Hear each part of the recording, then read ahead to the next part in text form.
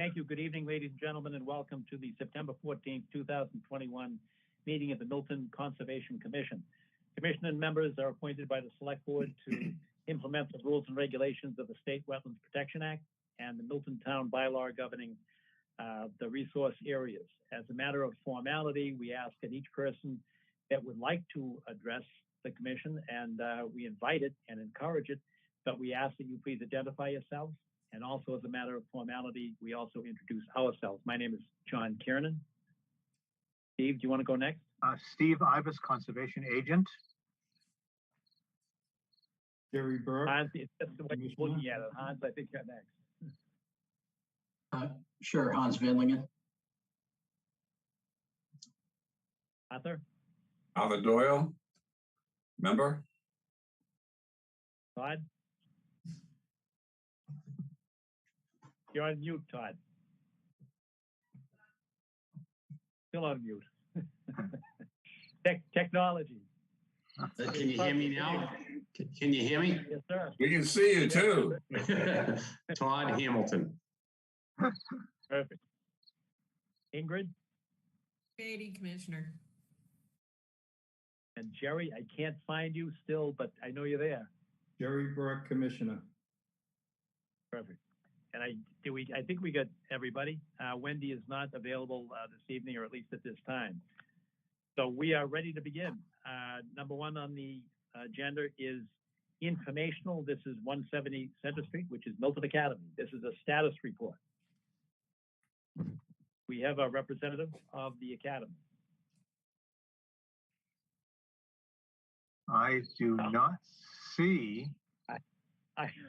Brandon Fagan, if he's not here, it'll be the first time since February of 1993. And we do have, and we're much appreciative, but we do have 2 volumes of the update. They're right here. So the Milton Academy is still producing the results of the spill that was actually discovered back in the 1980s. And it had to do with number 6 heating oil that was leaking from the tanks adjacent to the O'Hare Pond. They took action in the late 80s and early 90s, and they've been monitoring the progress for the last 30 years or so. And each of their reports has indicated that there has been no leakage. And for those members of the public that don't know this, they actually put in a sheathing, which is like a gigantic shower curtain to prevent the migration of the heating oil, which is very, very thick and actually requires heating in order to move. But just to be sure, they put in a plastic sheathing with valves to let the water go around the sheathing, but keep the oil in place. And for the last 10 years, I believe, there's been no indication either in the monitoring wells or in the pond itself of any leakage. So that good news continues after 30 plus years. Any questions or comments from members of the public or commission members? Hearing none, we'll move on to number 2, which is a request for determination of applicability. This is at 1331 Randolph Avenue. That's the DCR that's presenting? Yes. Good evening, members of the Conservation Commission. So Ali Achan, the ecologist from DCR, and we also have Peter Severin from DCR as well.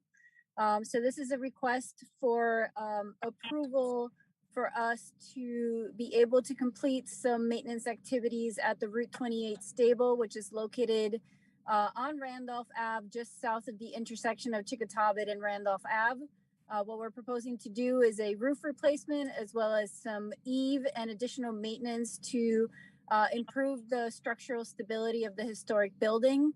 In terms of impacts to the 100-foot buffer zone, we're looking at the removal of vegetation within the building's existing foundation area. The vegetation is currently encroaching on the building and encroaching on the access road to be able to perform the maintenance work. The wetland is located just west of the stable, and it's a long, narrow, meandering wetland that begins on Chickatawbit Road and continues south and southeast towards Randolph Ave. Portions of the wetland were delineated by Mass DOT for the Route 28 proposed intersection upgrade. They were field verified by me in November of last year. I also extended them. And then we GPS them and added them to our topographic maps that we provided with the request for determination of applicability. Prior to the commencement of the work, we would install some sediment erosion controls around the perimeter of the work area, then remove the vegetation and perform the maintenance activities on the building. And can you all see the screen right now? I Anybody? cannot. You cannot. Okay. I thought I was sharing a screen. Is that not correct? I do not see a screen. Okay. And Ali, while he's looking for the screen to show us, could you indicate whether or not there were additional lines placed at the intersection, close to the intersection, within the last 3 or 4 months? I know you said you were there a year ago. What do you mean additional? Just asking for clarification, what do you mean by additional lines? You mean wetland delineation lines? Exactly, wetlands delineation lines. I thought there was some that were added near to the intersection of Randolph Avenue and Chickatobit Road. Not on the western side of Randolph Ave. If anything was added, it must have been on the eastern side, just because of updates to the 25% design for the Mass DOT project. I have not seen any additional wetlands on our project side, on the stable side. And John, I was there a week and a half ago and looked at the flags, C1 all the way through C20, which are the closest flags to the property, to the area of work, and they were fine. I will admit that I did not look at the other ones that were further away, but the flags that I saw were just fine. It may have been under additional business, but I thought at a previous meeting, in fact, I thought it was last month, that we had addressed the issue that we wanted those lines to be flagged close to the intersection, just for the benefit of the people that lived in that area, so that they would see that the lines had been delineated. Okay. Did I dream that? But didn't we have a conversation about those, the houses that come closer? There aren't many. But it would be on the north side of the Chickatobit Road intersection. I'm sorry, I do not remember that, John. But the wetlands are flagged on the Chickatobit side.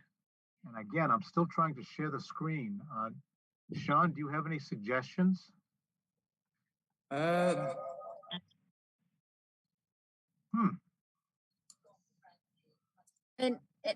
Steve, are you trying to show our topo plans? Yes. With the delineation? Maybe Peter can share it? Okay. I do apologize. I'm in my car, hence the bad lighting. I'm actually in Milton at a Friends of the Blue Hills event. Sure. Sure. Well, thank you for joining us. Yes. Yep. So this is the topographic map with the project area shown. So as you can see, the green line right there on the screen is the wetland boundary, which is the delineation that I had confirmed and extended towards the south to cover more of the area, more of our project area. And then we included the 25-foot locally regulated buffer, as well as the 100-foot buffer zone. So portions of the project are within the buffer zone, portions are on the outside. All the wetland flagging should be fresh. I can refresh the wetland flagging before we proceed with our project. I don't know in terms of any other Mass DOT updates that may have been done to that wetland edge. Mm-hmm. And I did the work, again, most of the green, except for where it goes, where it takes a back line down to the bottom of the screen. And that's the closest point to the intersection. On the, let me see, if you're looking at the screen, it'll be the left-hand side top would be the closest point to the intersection. Yes, over that way. That's correct. Thank you. All right, and for the public's benefit, we've actually been there, although it's probably 6 to 7 years ago that we did a site inspection. So I don't have any difficulty with the lines, in light of the fact that Steve has verified them. I do have a question though about the building itself, and if you're putting a new roof on it, um, and this may be non-jurisdictional, non-conservation commission in part, and that is, how do you stabilize the building to have roofers working on the roof, which is maybe outside our jurisdiction, but what's inside the jurisdiction is what happens to the shingles when you take them off the roof? Because we have had difficulties with a roofing project within the last year. I think it was on Audubon Road, and we were concerned because the house was abutting the Pine Tree Brook, and some of the debris came down off of the roof, and we were just concerned with the cleanup plan. So do you have a cleanup plan to make sure that none of the roofing materials gets into the wetlands? So I can let Peter also describe the process a little further. However, in this case, there is a significant vegetated wetland buffer between the back of the property or the back of the stable and the wetland. So I can't imagine anything specifically entering the wetland. What we can do is, after the work is completed, we can have a crew go into the vegetated, portions of the buffer just to make sure that none of the debris, made it out into that area. However, Peter, I don't know if there is any specific process where when they're replacing the shingles, they kind of just try to discard them in one specific area, like east of the building as opposed to west of the building, just to make sure that everything is collected when they complete the work. I think the problem is when they remove old shingles, they're brittle and old and fragment into small pieces. I think that's the concern, is it not, John? Yes, and I think, Hans, you may have even taken some photographs, but we did have some difficulty with debris coming off of a roof next to Pine Tree Brook. We just want to make sure that not only after the fact, but during the process, that there is some mechanism in place to limit that debris spread. Yeah, in that case, there was all the vegetation had been removed, so there was nothing to prevent the material from moving once there was a significant rain event. I think a line of silt fence would probably, do well to at least protect things while the work is going on, and then traditionally, tarps or whatever are usually used to control any falling debris. But those are just suggestions. And Peter, can you respond?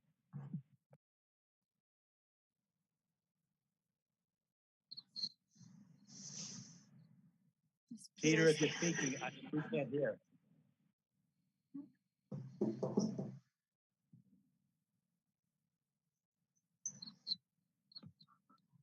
Can anybody hear Peter? No. Yeah. Is that better? I'm not sure he's appeared. yes, now we can hear you. Okay. Sorry about that. I was on microphone.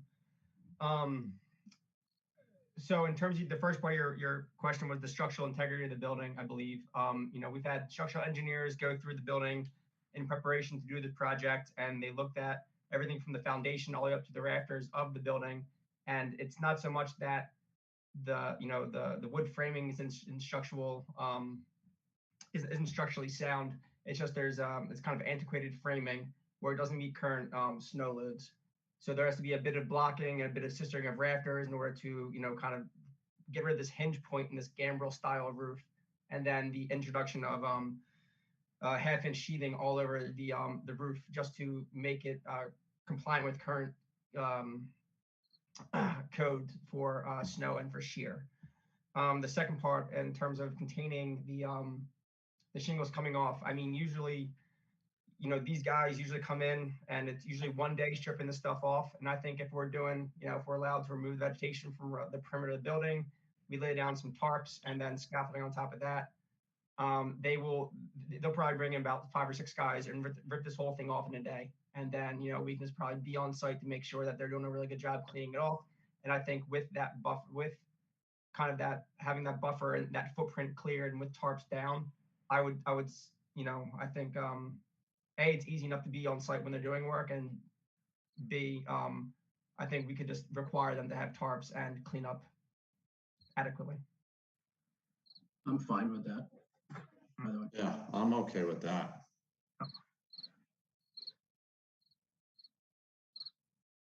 All right, any other questions? Does anybody feel a need to see the lines?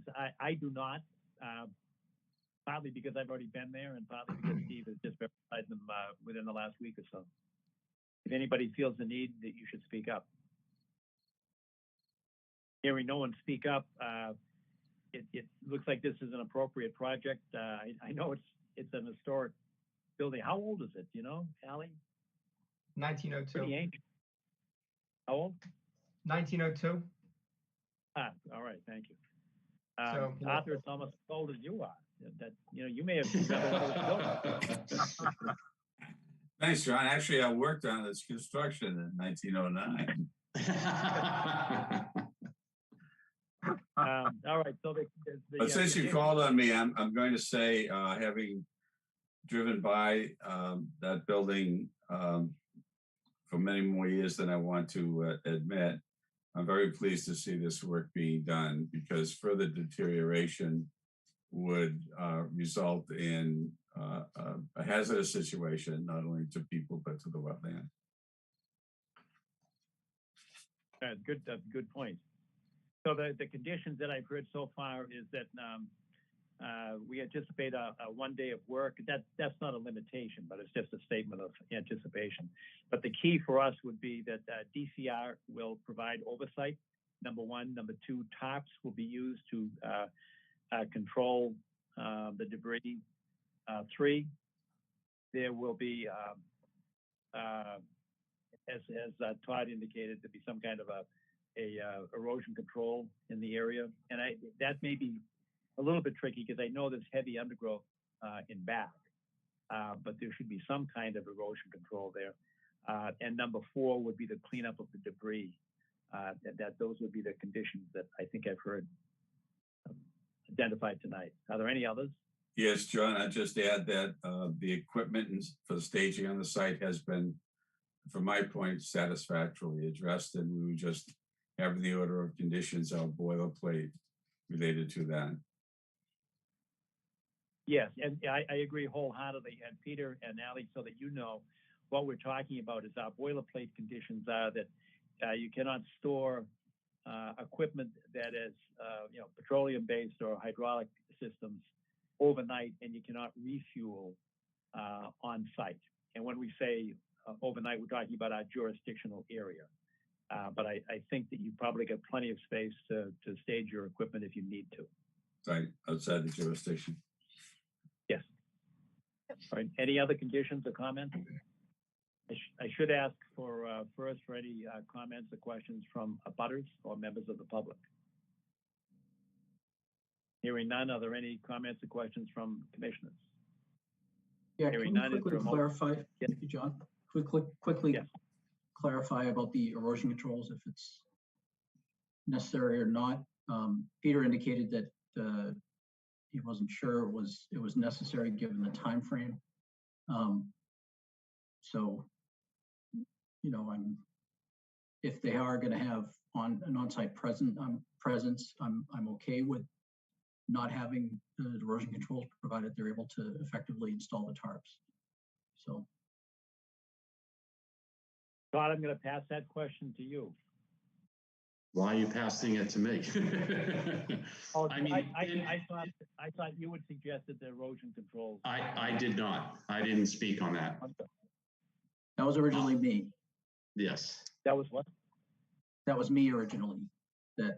Oh, so the question So goes to you.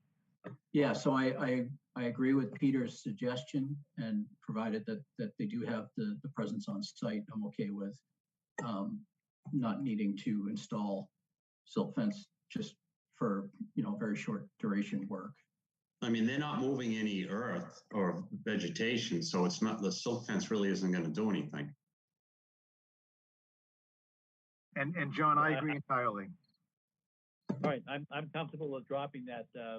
I'm looking for consensus, Ingrid. Jerry, any other thoughts, comments, Arthur? None from me. Can I just clarify something? Yeah. I don't think it'll take a whole lot of time to rip the old shingles off, a day, maybe two. And like we can be on site for that, but I expect this contractor to be on site doing work for at least 30 to 45 days. There's a lot of other work just besides the demo. So a lot of carpentry work, some masonry work. I just wanted to be You clear. said- Given that, Given Hans, that- you Yeah, wanna so, reconsider? so just to clarify the scope, you had mentioned there's gonna be some vegetation. How's that gonna be taken out? Is that gonna be Removal just of brush cut? vegetation. Yeah, I would assume so. Just go in there and No equipment? Nothing to dig out, anything? no, you can't really access, you can't really get any heavy equipment down along the sides that aren't on Randolph Avenue. It's the access it drops off very steeply, so there's no way to get any kind of heavy equipment down on most of the perimeter of the building. So I assume most of it will be done by hand. So I would say if there's gonna be extended activities in there, you may want to have some sort of erosion control just close to the perimeter of the work. Doesn't necessarily need to be silt fence, but if it is going to be an extended activity, it would probably be worthwhile. Okay. Yeah, I agree with that. 30 to 45 days is a little bit different, and I don't think it's cost prohibitive to put in something. And I agree with Hans, it doesn't need to be a silt fence, but if you had straw wattles, I don't know which one is cheaper, but it seems like straw wattles would do the trick. Steve, do you have a Agreed. comment on that? Or Straw wattles would be fine for this particular purpose, yes. Todd, you have The any other thoughts reservation on I that? have about the straw wattles is the seeds that the straw may contain, particularly if there are any that are undesirable. I think you're better off at the silt fence. I agree. Sure. The thing Okay. with my argument about the silt fence would be that that would require soil disturbance, and a wattle wouldn't require soil disturbance. Also, straw wattles usually don't contain a lot of invasive seed or any invasive seed. I think we're thinking hay bales back in the day used to have a lot of that seed. Right. And Straw is- DCR does recommend the use of straw wattles without the plastic webbing, so fully biodegradable wattles, just in case something is left behind. It is not an issue for amphibians and reptiles in the area. It prevents wildlife entrapment. Well, I didn't think the silt fence had to be dug into the ground 6 inches or anything. Just use it as like a border so everybody knows where the boundaries are. Okay. Yeah, That was really my the thing. intent of silt fence, but But they're not doing any earth moving. They're not bringing machines in. But hay bales, wattles, whichever anybody decides. Well, I don't have any strong feelings that there should be some erosion control, but I will defer to the experts here. Steve, what is your take on the Well, there's one thing that hasn't been mentioned, and that's the orange construction fence. If you're looking to contain any, pieces of wood or something that might move, and not worry about seeds or anything, I just put up some construction fence with some bean poles, stapled to the bean poles, literally. That might work the best, actually. Let people know the limit of work. That's what I was saying. Yeah. As Limit of well work. as just contain the materials. It might be the easiest, Ale, you think? Yeah, I was going to mention the possibility of construction fencing as well. So yes, I think that would definitely be the easiest, and it's something that we have readily available at the parks as well. Exactly, that's what I figured, yeah. Yeah. I'd be happy with that. All right. Sounds like there's a consensus developing here. Are there any other comments or suggestions from abutters, members of the public, or commission members? Hearing none, this is a request for determination of applicability, so I suggest that issue a negative determination with the following conditions. one, that we have DCR oversight. Two, that they use the tarp to contain the debris. Three, that they clean up the debris after the fact. And four, that they use the construction fencing as a means and mechanism for delineating the scope, the limit of work, and also to contain any errant materials. Any other condition? Obviously, the no overnight parking and no refueling within our jurisdiction. That goes, we should say it every time, but I guess it goes without saying. That's in all of our orders. I will move as read, Mr. Chairman. All right, is there a second to Arthur's motion? Thank Aye. you, Todd. Any discussion?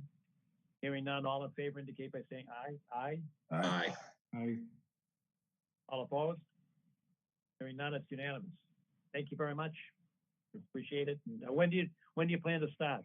Either Peter or Ali.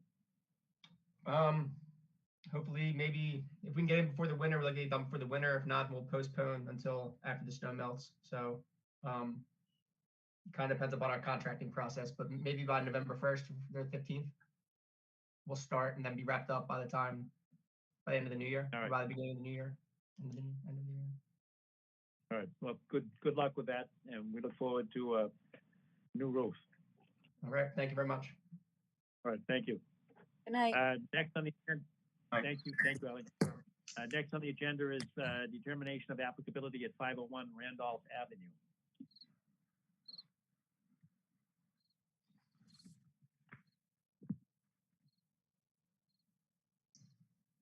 You have the presenter? Yes, good evening, Mr. Chairman. Greg Hockmuth from Williams and Spragis, representing Milton Academy for the RDA filed for 501 Randolph Ave. Great. Can you tell us what the project is about? I can. Would it be possible for me to share my screen? Yes, I believe so. Sean, can you assist? Can everybody see that all right? Great. Yeah. All right.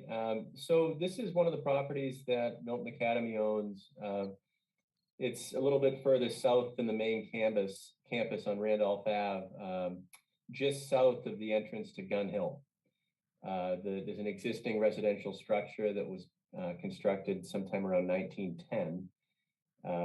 And what the Academy would like to do is simply repave a portion of repave the entire driveway, but a portion of which falls within the 100-foot wetland buffer zone to a isolated vegetative wetland that exists just south of the existing driveway entrance. I'm going to zoom in a little bit just so you can see the area that I'm referring to. Let's see.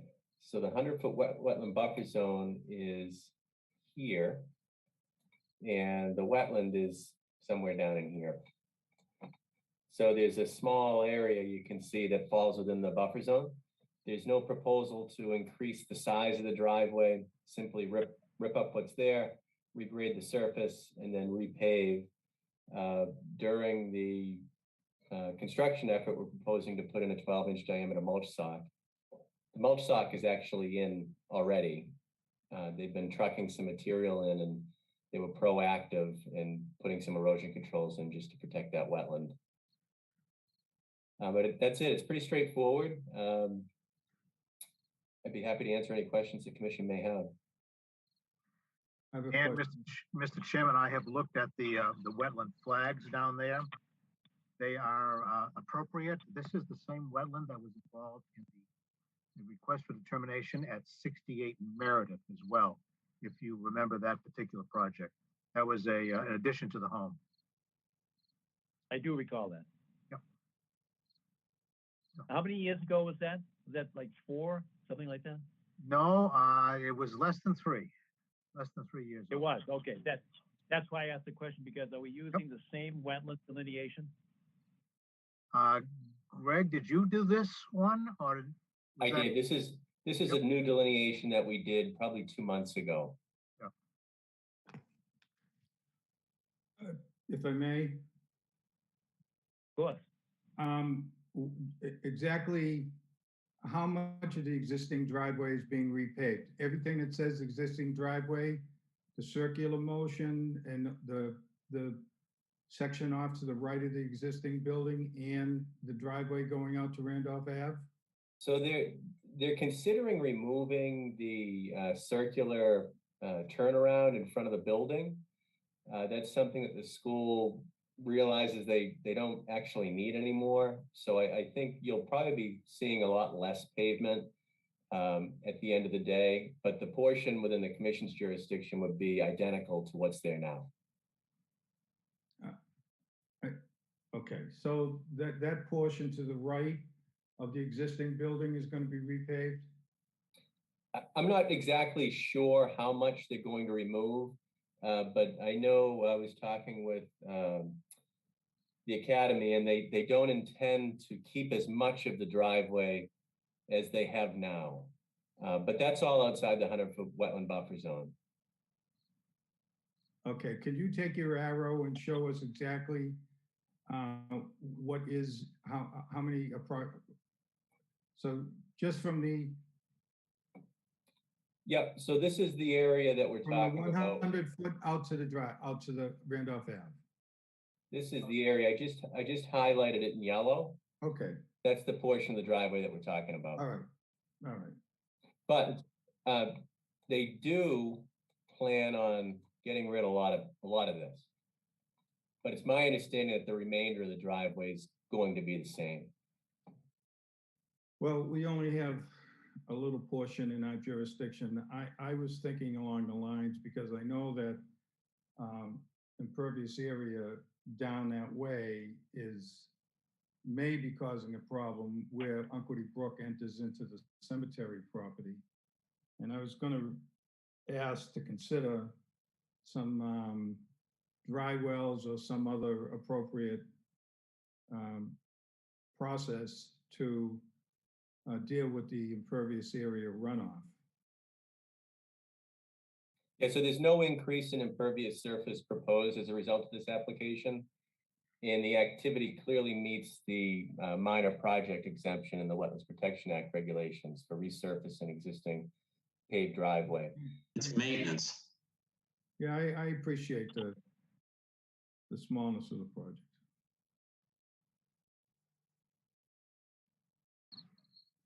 Are there any other questions or comments from commissioners?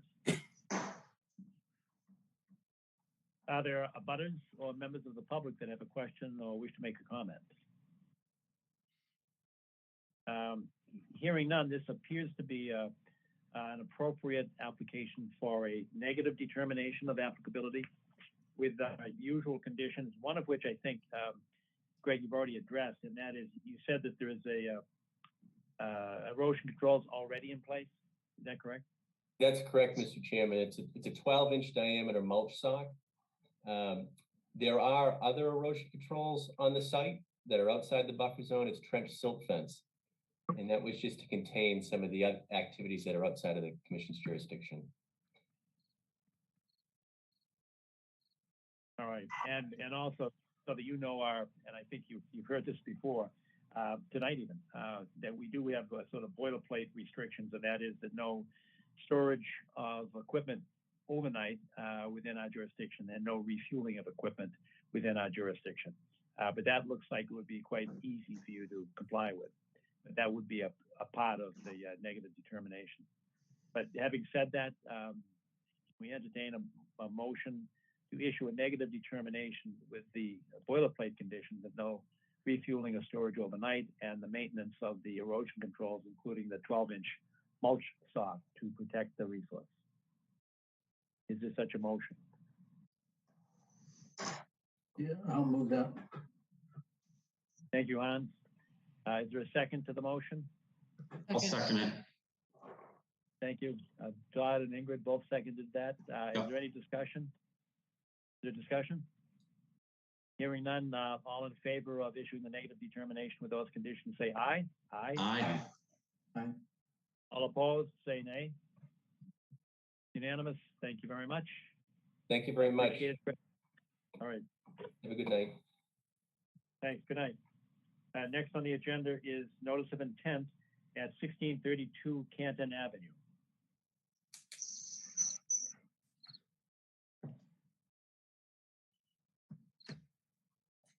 Do we have a presenter? Yes, this is Brian Donahoe from Goldman Environmental Consultants. Hey, good evening and welcome. Hi. So, Is there anybody with you? yes, Hale Smith, who's the actual applicant, the owner of the house and the property in question is on, I see him here. And Amelia Flannery, who worked with me as a wetlands person, is also on the line. She's only audio. So welcome to all. I see Hale, I don't, oh, there he is, okay. Hi, Hale. Hi, Brian. All right, And my wife Tucker is also with us. And Tucker, okay, Oh, great. great. Welcome to all. Can you So- describe what the project is? Yes, this is a piece of property that's actually adjacent to the Hale Smith property where they live now. It's a hayfield that's been there for many, many, many years. That was part of a larger hayfield off of Canton Ave, going back 100 years from what I understand.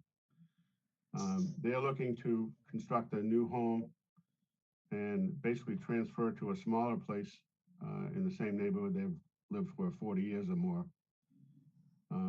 So the project is to build a single-family home, a driveway, and a new septic system. We've already done all the perk tests for the septic system. As I said earlier, most of the site is a hayfield. There's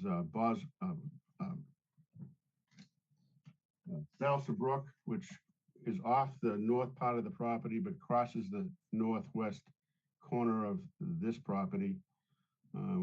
We have talked with Steve Ivas, has kind of confirmed this, but I asked him to chime in, but we believe this is an intermittent stream.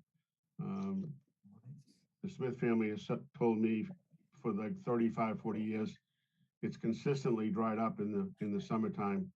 Of course, with unbelievable rain this year, I could not document that it stopped flowing for the 4 days or more that is required under the Wetlands Protection Act. But I did submit a picture that we took showing that after 11 inches of rain and 2 inches of rain within a couple days, the brook was down to less than a quarter of a CFS.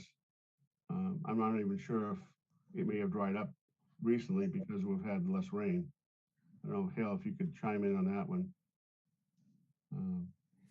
I can't because I'm actually in Maine right now and Okay. haven't been back in Milton for a few days.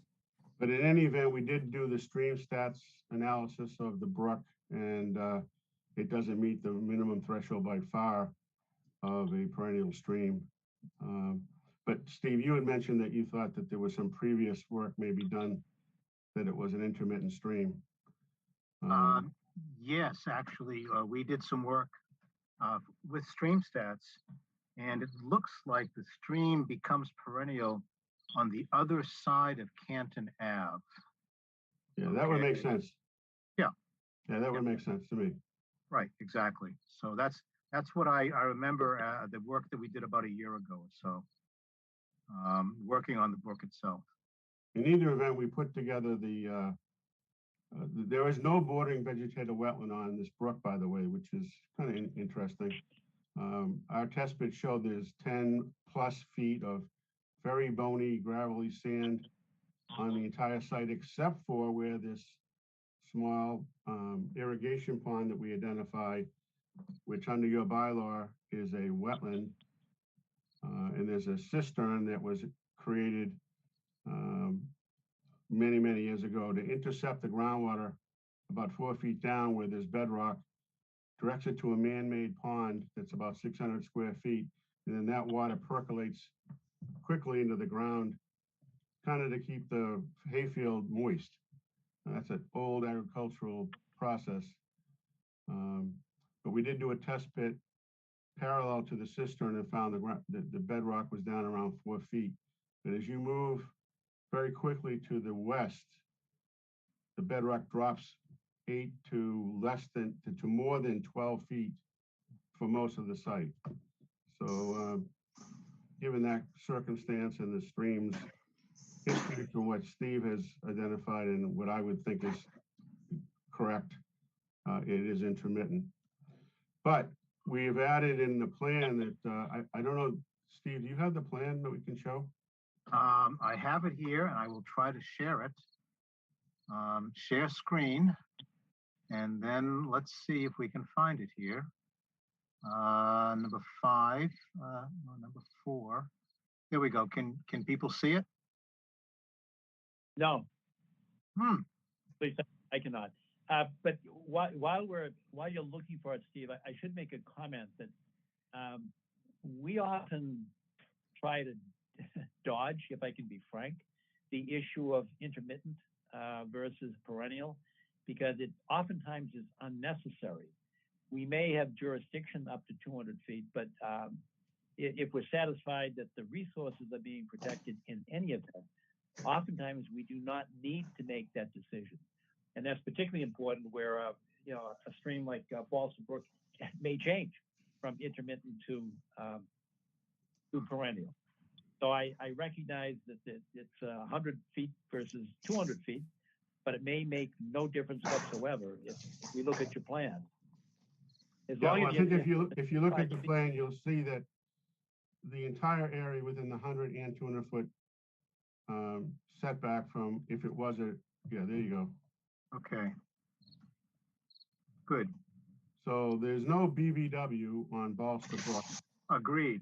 Agreed entirely. Yeah, and so I tried to set the location of the home consistent with certain planning rules and the septic system outside the 100-foot buffer, and recognizing that everything within the 100-foot buffer is altered in a mowed hayfield, and everything where the house is a mowed hayfield as well. Is there any grading associated with this?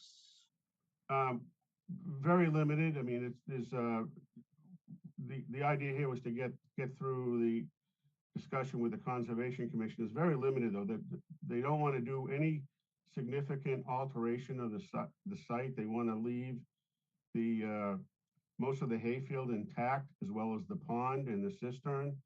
There's an existing photovoltaic system there, and they plan to add photovoltaic to the roof of their new house. And the septic system leaching field is outside the 100-foot buffer of the Balsam Brook as well. So they've tried to limit as much of the jurisdictional issues, with the exception of the 25-foot no-touch zone of the pond, which is under your jurisdiction. And you'll see here, there's a cul-de-sac that they had originally wanted for the garage. I've hatched it out just to show you the impact of that 20-foot zone, but it's all hayfield, and I guess it's up to you to how you want to deal with that. If that's acceptable to keep the cul-de-sac. If not, they would take it out.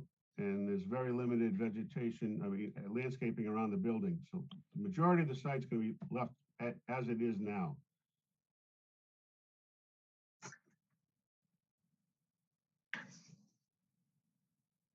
John, you may wish to take a look at the site. Actually, it's quite a nice site. And it's really interesting how the water comes out of the pond, comes over a little berm, and literally just disappears down. It demonstrates what Brian was saying regarding the water just dropping into the gravel. Very interesting. This is an old, the history of this property, the Roch family, who were instrumental in building the Blue Hill Observatory, lived here as a summer home, as I understand it. And I'm very active with the Blue Hill Observatory for a long time. But what they did is that cistern, the old timers in the agriculture business, what they would do is intercept the groundwater, put it through a broken tile pipeline, and then you'll see that if you went out to the existing found pond, there's a little ditch that enters where that point is on the northeast side, goes into that farm pond. I didn't dare dig into the farm pond because I think what they did is lined it with a little bit of clay they found. But as soon as it goes over the top of that berm, it disappears. That's right. It's pretty amazing, actually. Yeah, there's good gravel up there. It's like park sand. Yes. I think this is part of the Came Terrace, if you're familiar with the geological. Yep. Along the major rivers like the Neponset. This is a piece of the Came Terrace on that side of the Neponset River, and it just disappears in the ground. And in fact, the next development over, the Woodlot development, they are using part of that Came Terrace for drainage area at the very bottom, right next to Canton Ave. Yeah, it just, the water's gone like nothing. Yeah, exactly. It's very coarse sand and gravel. I actually, so I don't forget this, one of the pictures I wanted to give you, I'll show you. I don't know if you can see this. Put it up a little higher, Brian. That's one of the test pits. Can you see that? Yes. That's one of they're all the same. All the test pits we did are the same. It's very bony, coarse sand and gravel everywhere. So that kind of supports, it's a great place for a septic system. So that's for sure. The perk was 2 minutes an inch, or less than 2 minutes an inch. Yeah. Actually, ecologically speaking, it's not a very good place, but we should slow it down. But under the regs, it's a great place. Right. But I would like to see it myself, and I don't want to do that in any way to slow you down. But I'm kind of focused in on this cul-de-sac, and I'm not sure. We're pretty sensitive to our 25-foot non-disturbance zone, but I always do look at the sort of the risks and benefits of a proposal, and I don't see a huge benefit to the homeowner. I mean, you could widen the driveway and still stay out of our non-disturbance zone. And I see that you've got like a place to turn around as I look at the map to the left-hand side, I think it would be to the west. So there is like a turnaround there to the left. Where it says inside the proposed house, where it says existing hayfield, is that going to be a garage there? Hale, I have to ask you, I think that's a garage, yes. Yes, it is. It's a garage and a garden storage area and a mudroom is the conceptual design. We have not hired an architect because we want to make sure that we can actually move ahead with this project before we commit resources in that direction. The cul-de-sac was just an idea that I had. We certainly, would be happy to eliminate it if that's an issue with the commission. But I should make it clear that we have not hired an architect, and this is only a conceptual plan. Understood. I'm just trying to honor our non-disturbance zone there, and I don't see a huge benefit to you as the homeowner to adding this cul-de-sac. It doesn't aid you in getting into the garage. It doesn't assist in turnaround because you already have a turnaround. Right. So I'm just. It was really. It was. Let's eliminate it. It's fine from our point of view. It was just a way to get to the front door. That was the only purpose of it. That's why I wanted to show, just to honor the Smith's desire, just to show you what it was. And then with the pictures we put into the notice of intent application, there's one that shows the cistern, looking from the cistern across the farm pond, and you can see that's all a hayfield. And so it's not like it's any kind of significant wetland resource or whatever, but just to give you the opportunity to see what it looks like and comment on it. So if the Smiths have already said they would take it out, but I just wanted to put that on the table so that it could be discussed. And I should mention, and Brian has some photos of this. There are some sensitive ferns around the farm pond, but when he and I both at different locations and different times looked at the soils, they look like they're all AP soils, which are old farm soils, all mixed up. So there are no hydric soils that I found, and Brian didn't find any hydric soils there either. Is that correct? That's correct. Yep, yep. They're right. Plus, they were isolated from the pond itself. There's all hayfields plants, which are all upland between them.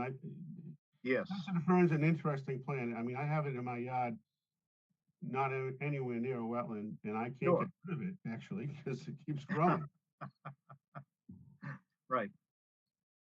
But it's model specific. There's no other wetland vegetation mixed in. It's all, farm hayfield plants, perennial rye, that kind of thing.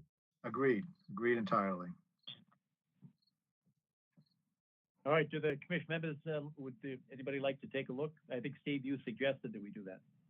Yeah, just if you're curious, you should also look at the brook there and notice that there's no BVW along the brook, which is also an interesting situation. Right. Maybe because the brook is flowing so fast over the gravel, perhaps. I'm not sure. No resident time.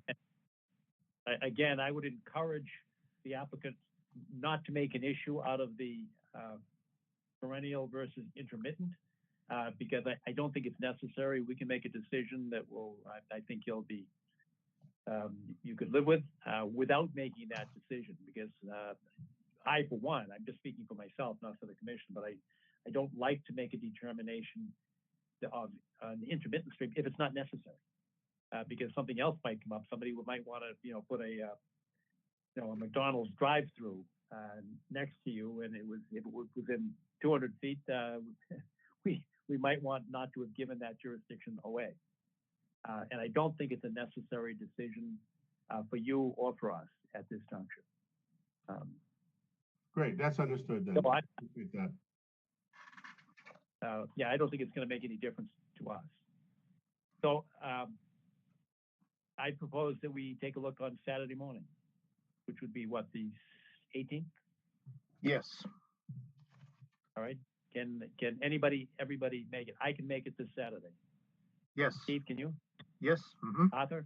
I can't. I have to be in Tewksbury, unfortunately. No. That's my hometown. Jerry. Who else? I'm unable to see people now. So Ingrid, can you make this Saturday? Yes, I'd have to leave by 9:45, but yes. All right. Gary, are you able to be there Saturday?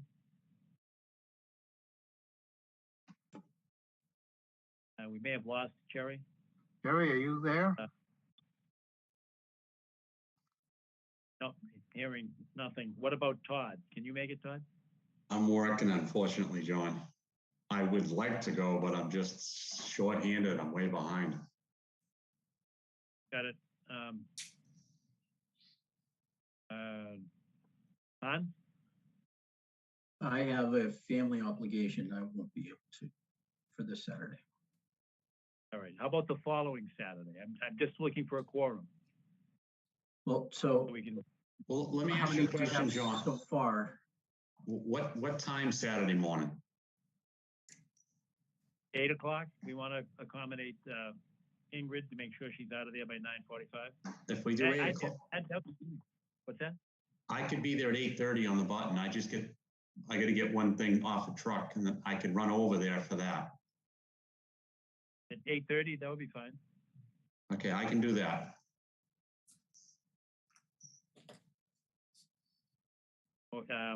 So what are we missing? Arthur, you cannot, right?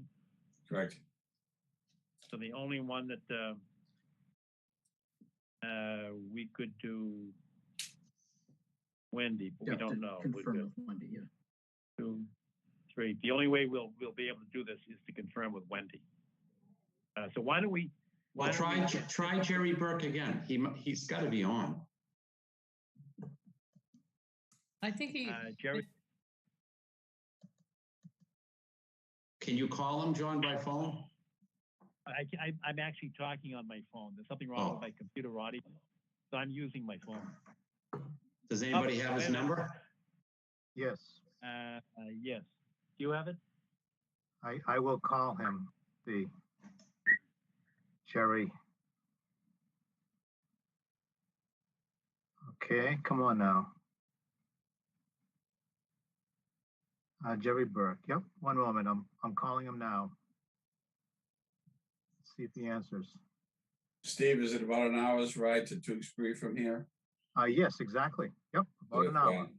I know it well. Come on, Jerry.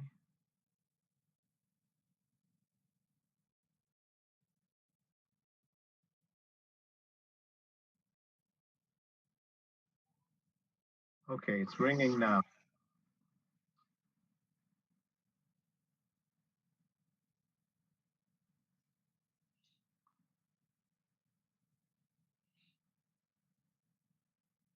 Hmm.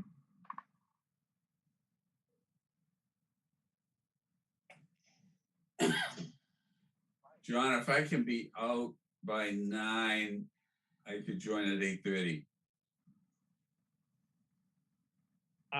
Sure. It's certainly not going to take. It's it's not going to take us long, John. What's that?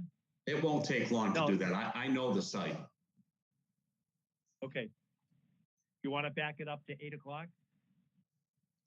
If you want to. That'd be good. If Wendy were here, she'd protest. But Ingrid, would. Does that make it better for you? Yes, 8 o'clock is better. Okay, 8 o'clock. All right. Looks like we've got a quorum on this Saturday, the 18th at 8 o'clock on site. Is that acceptable to Mr. and Mrs. Smith? It is acceptable to us. We will not be there because we are still going to be in Maine, unfortunately. I can Unless be- you need us to be there, then I guess we can drive down. No, we don't. Nope, don't need it to be. I could be there though for the Smiths. That's perfect, Brian. Thank you. Great. All right, so we'll adjourn tonight's meeting until I should, before I adjourn anything, I should ask, are there any abutters or members of the public that have a question or a comment before we continue this until Saturday? Hearing I none. would- I'm sorry, go John? ahead. Yeah, Yeah. I'm sorry. I would just like to make sure that the commission knows that our reason for wanting to build this home is as a retirement home, number one, and as a net zero home, number two. It's part of our commitment to try to do something for the climate crisis that my wife and I believe we are in right now. So. I saw that in your correspondence, and I appreciate that. But for the benefit of the public, what does net zero mean? It means a home that produces as much energy as it uses and doesn't use any fossil fuels at all. That's really great news. I'd love to see the design because I don't know how you do that. That's a The wonderful technology is here. You can do it, and it's not that expensive either. So that's one of our reasons for us wanting to do it, is just to demonstrate that it can be done. Well, we salute you for your efforts. Thank you. All right, so that we will adjourn this, and that will be a public meeting, so we can vote at that time. It will be announced. We'll have to do that tomorrow morning. Steve, can you make sure that you get Kathy so that we get it in on time? Yes, I sure can. So, That's perfect. So we'll see you at 8 o'clock on, we won't see you, Mr. and Mrs. Smith, but Brian will see you at 8 o'clock on Saturday, the 18th. So, John? Yes. Since I won't be at that field meeting, I just have to say I do have some concerns about the level of design and improving notice intent for the project that's in that much of a conceptual phase. Understanding that with the farm pond, the presence of the farm pond being under local jurisdiction, that pretty much puts the entire house footprint under Conservation Commission jurisdiction. Knowing that the design is where it is, that you anticipate having an architect have a go at it, which is very much different than having a square on a plan.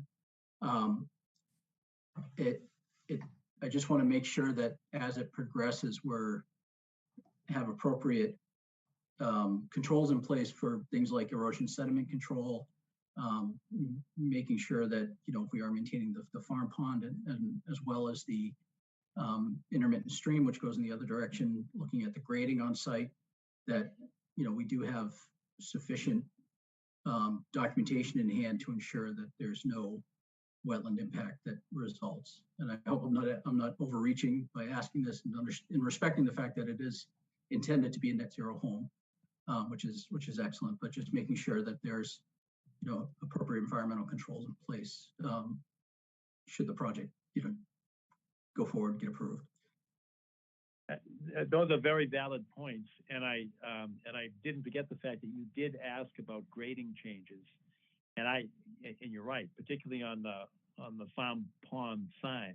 I don't know if there are grading changes between the foundation and the farm pond, and if it hasn't gone to your final architectural drawing, Brian, is that something that you could provide in the near future, or is this still conceptual?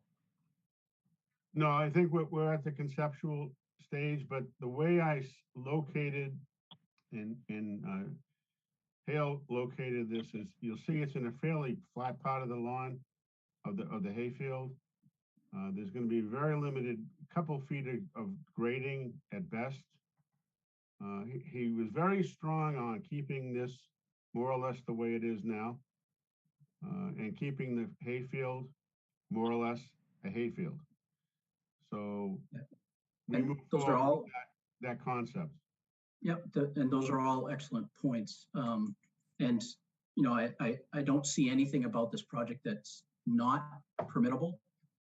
I do see it as being, very, it's a great project.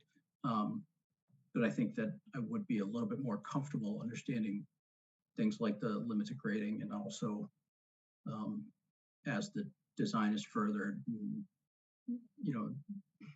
I mean, as you present something like a net zero home, architects will bring in things like rainwater reuse and all sorts of things like that. That could all change the footprint that of what you're going to construct. So it's just something that I asked the other commissioners to consider, being that I'm not going to be there on Saturday. Okay. Those are valid points, and it may be that it's appropriate that if we just keep it at the conceptual level until we have more detail on the engineering side of it. But I think that you should take some comfort that there seems to be a consensus that this is a good plan, and as long as you're staying away from our beloved 25-foot non-disturbance zone, then we'll certainly work with you. And it looks like a good plan so far.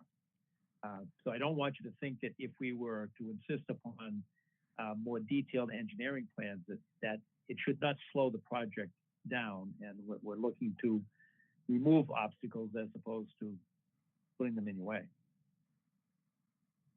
Looks like we're all headed in the same direction, is what I'm trying to say. So that if we were to say that we need more detail on the actual home in terms of foundation depth and elevations and things of that nature, you should not take that as any kind of an obstacle, because it looks like it's a conceptual plan that will work. Well, that is our hope for sure. No, we certainly want to do whatever we can to meet regulatory requirements and good environmental practices. All right, Brian, maybe you could help out on this. How long do you think it would take to get from concept to detail? I mean, the kind of detail that Hans was referring to. I'd have to talk to the Smiths on that.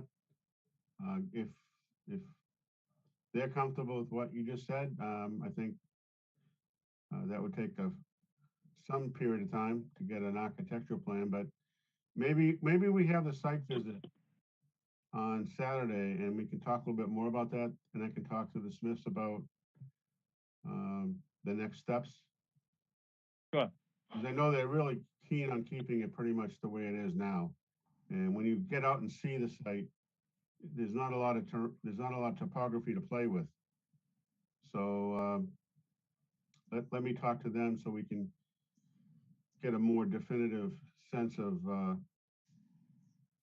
how to respond to that question, because I don't want to speak out of turn here. Sure, that makes sense. So we can readdress this on Saturday morning.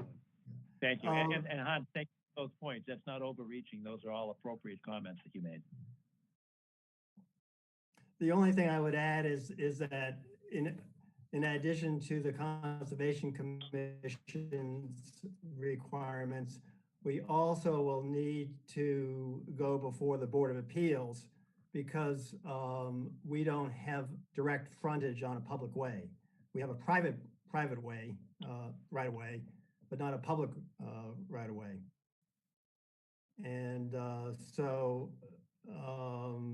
the Board of Appeals will hopefully decide that they will grant us a variance on frontage or agree that the frontage we have on our private right of way is sufficient.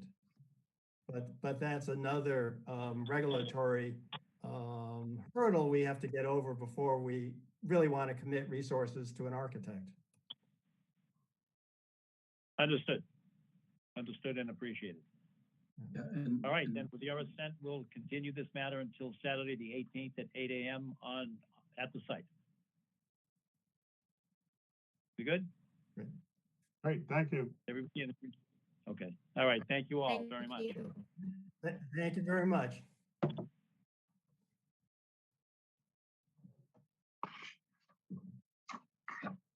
Okay. Okay, next on the agenda is number 4, notice, number 5, request for certificate of compliance, 751 Blue Hill Avenue. This is a continued hearing. Okay, do we have the applicant?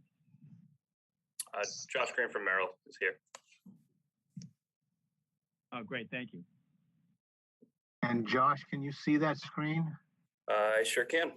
Wonderful. Is this the best one to do? I think the best one to put up? Yes. Probably, because I'm sure it's going to overlap a little bit. But so I guess just to bring the commission up to speed since the site meeting, as far as the certificate of compliance, the main items were showing that old wetland line with the old buffer to try to eliminate some of the confusion between the two, make picture a little more clear between the two plans, and then to revise the letter just to include the couple of deviations from the original plan, which the revised letter was supplied to the commission.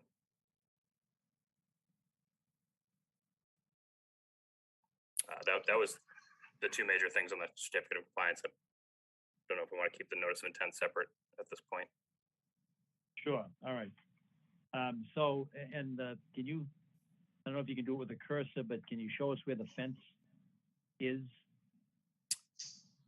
Fence is right here. Is that correct? No, it's just outside of it, Steve. I can't control it. But if you see the drywall, yeah, there you go. Here, is that the fence right there? Yep, the kind of circle and dash line. Yep. All right. And that goes right close to that dashed blue line. And what is the dashed blue line signify? That was the wetlands that were delineated more recently by ECR. Okay. All right, but the fence is definitely within the 25-foot non-disturbance zone, even under the original delineation back in 2016. Is that correct? That is correct. Okay. And in addition, for the public's benefit, there were 3 trees that were removed that were not part of the original order of conditions next to or nearby the pool. Is that correct? I think think there were 3 involved. One was proposed to be removed. 2, I believe, were called out to be retained. If I remember correctly, I don't have the plan in front of me, but I thought one was dying, was called to be removed. Looking at the 2016, yes, I think that's correct, Mr. Chairman.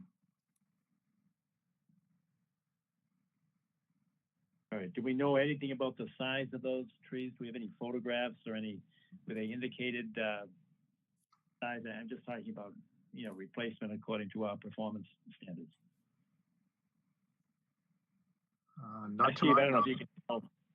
I say I don't have What's that? photos of them or anything. I don't know if Bruce, the applicant, was attending and knows the size of them. Yeah, Bruce, the applicant, is here. There were 2. They were good size, quite honestly. I'm going to say 12, 14-inch caliber.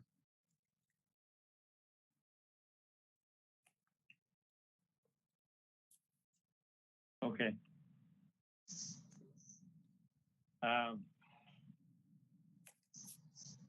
So I'm not exactly sure what the best approach to the certificate of compliance. Clearly it's not in compliance. So the idea is how do we get by this? How do we move on? I was looking for. I'm asking this to the other commissioners. Are we looking for replacement of the 2, and let's say they're 12 to 14-inch caliber? And some math major will have to help me out. How do we shift from diameter back to circumference? If we're using the new standard of circumference, we have to do the whatever it is, pi r squared or whatever the old formula is to get from diameter to circumference. We could actually shift back and forth and do diameter at breast height and match that. It's just diameter times pi. So 12 inches times 3.14 is going to be like 30 and change or something like that. Excuse me, 40 and change. Right. But DBH, if it's a 12-inch tree, that's 12-inch DBH. Oh, right. I know that, but I was just trying to.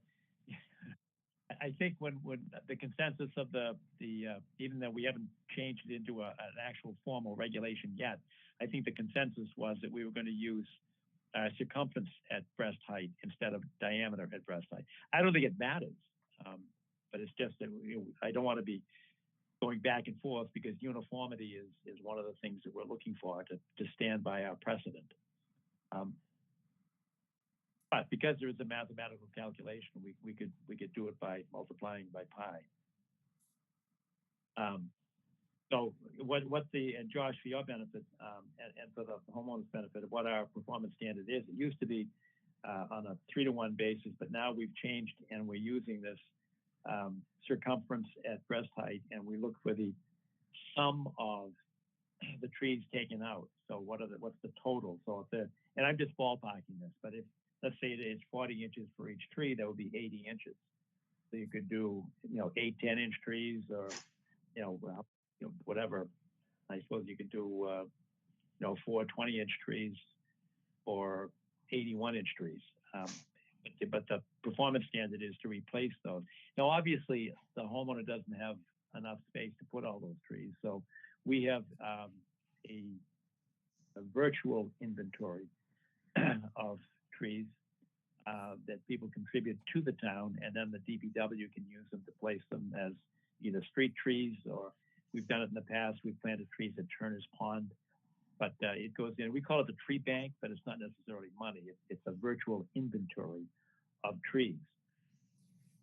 So that would be my suggestion, that we use the performance standard that we're trying to be consistent with, and use the circumference of the 2 trees.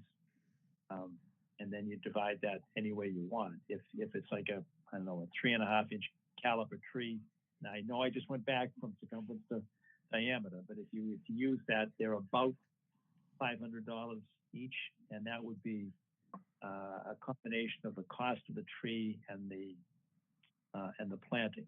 So it's whatever it is, $350 and $150, which is about, well, it's exactly $500. But again, I just bounced from circumference back to caliper when I said 3.5 inches. So that's one thing to think about. And then what do we do with the fence? I know there's a requirement for the town that the pool has to be encircled by a fence, but I don't know if there are requirements that it be a certain distance from the pool. Do you know, Josh, or Steve, Ivan, or anybody? I don't. I know the that there has to be a fence. No, I do not. I don't know. I mean, I'd like to have the fence removed from the 25 foot because that was the original order, and that is our consistent philosophy. And when we issue an order of conditions, we try to keep everything out of the 25 foot. So I'd like to get the fence moved out of there. But as I'm looking at this, it looks like there's a crescent-shaped section that's within the 25-foot zone. Would that be straightened out? Can you just kind of move the fence so you have to go point to point and just follow the 25 foot? And I know I know the distance has changed because of the new, but I'm trying to get conformance with the original order. So we'd have to go back to the original line and figure that 25 foot non-disturbance line. I think that would only. It's Bruce, two things. There's nothing in the building code that stipulates how far the fence has to be. And yes, so we can move the fence to the original 25-foot line easily. All right. So that would be my suggestion, but I invite comments and questions from or perspectives from other commissioners that we use our performance standard in terms of tree replacement, and then we move the fence to the conform to the original order, which is at the 25-foot non-disturbance. Other commissioners, comments, suggestions?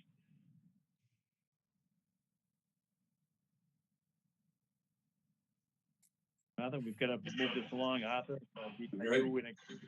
I'm just looking for I'm not looking for a vote, I'm looking for a consensus.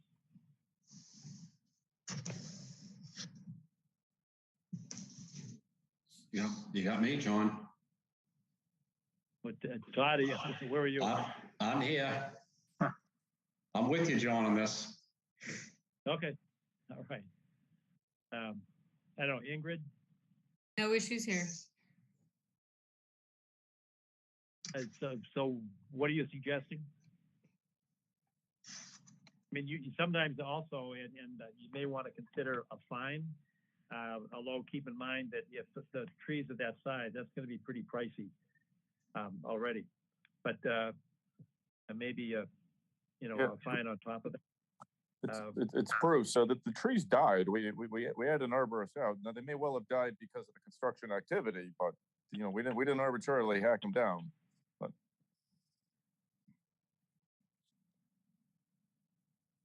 okay. But these are all things that are on the table, and then they have to be addressed. The existing fence, the removal of the trees that were not permitted, and the possibility of a fine. We have to address them because they're on our books. It's part of the protocol. So I'm just looking to see whether or not there's a consensus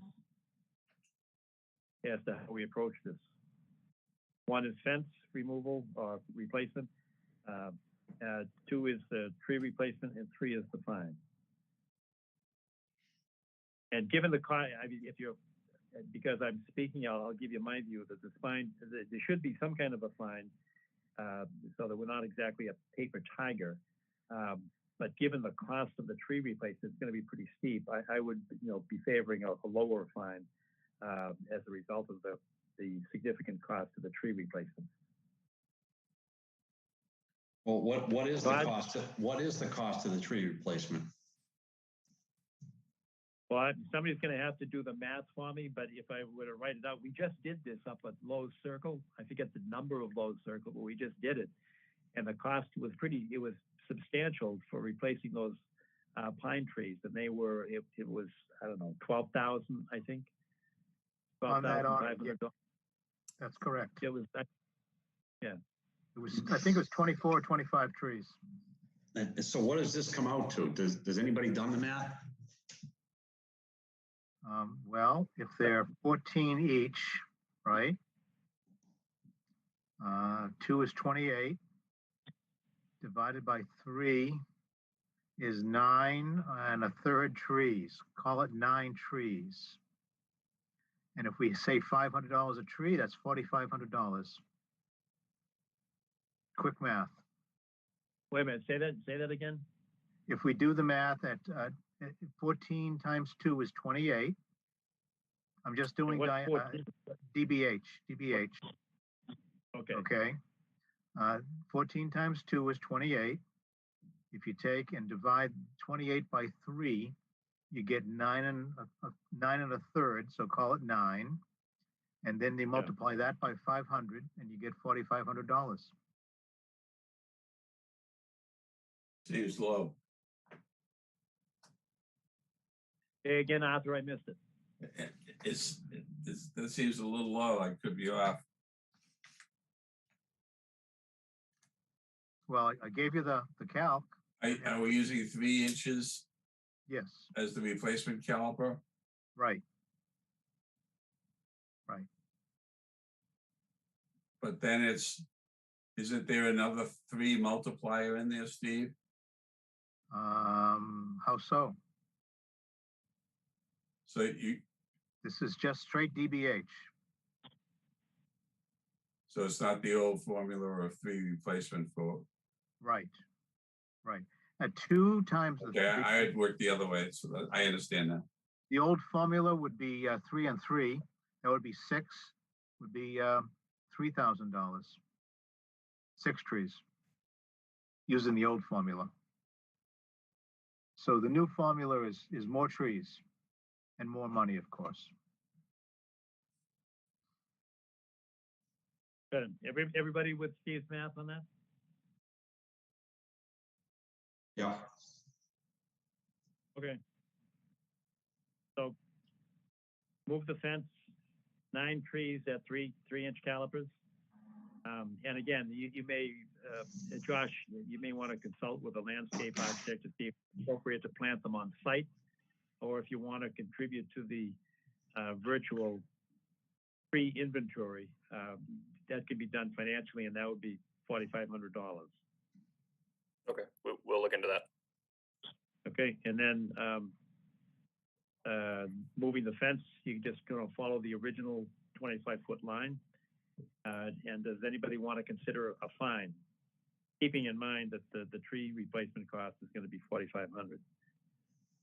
We do have, and again, one of the important things for us to do as a board is to be consistent so that we have precedent. You know, we've had fines for other violations, sometimes dealing with elevation of, putting in a new house and changing the elevation against our order conditions. And those have ranged, I think, we had one on 11 Reed Street. The fine, I think, was $3,000. But I know we were going back and forth between $1,500 and $3,000. I know we did a fine, help me out, 700 Canton Avenue. And that wasn't a homeowner, that was the prior homeowner. But that turned out to be, there were several violations. One was elevation, one was curb cut. There were a couple of them. That was $5,000. So we're in that $1,500 to $5,000 range. But So I would suggest that. How come the other guy up in Lowe's didn't get a fine then? Oh, he asked permission. Right. Okay.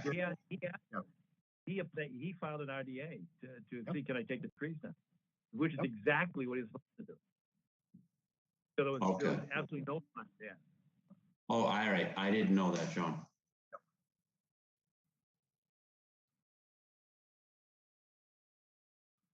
So I don't know, where are people comfortable? Hans, I'd like to hear from you as to where you are. If in fact we get $4,500 in tree replacement, where are you on the fine?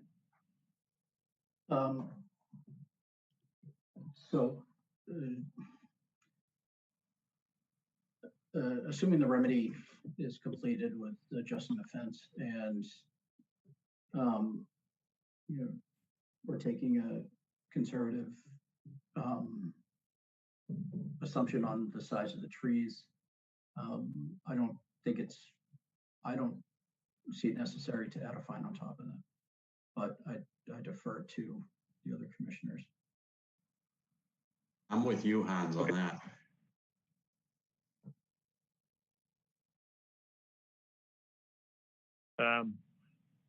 Arthur, Ingrid? Yeah, I think that, I'm sorry, Ingrid, I didn't mean to interrupt you. Go ahead. Yeah, no, that's okay. I tend to agree. I think the amount is sizable and corrects the problem. So I agree with Hans. Yeah, I do too. Arthur? I'm okay. The only question is, John, are you suggesting a fine for the fence? No, I'm suggesting a fine for the violation of the order of conditions, which was both the fence and the removal of the trees. Right, so we have the trees remediated. So that's why I'm segregating out the fence and asking if you're suggesting a fine for the fence per se. The fence is going to be moved as well. Fence is going to be moved, correct. It's going to go back. That without a fine for it having been put where it is.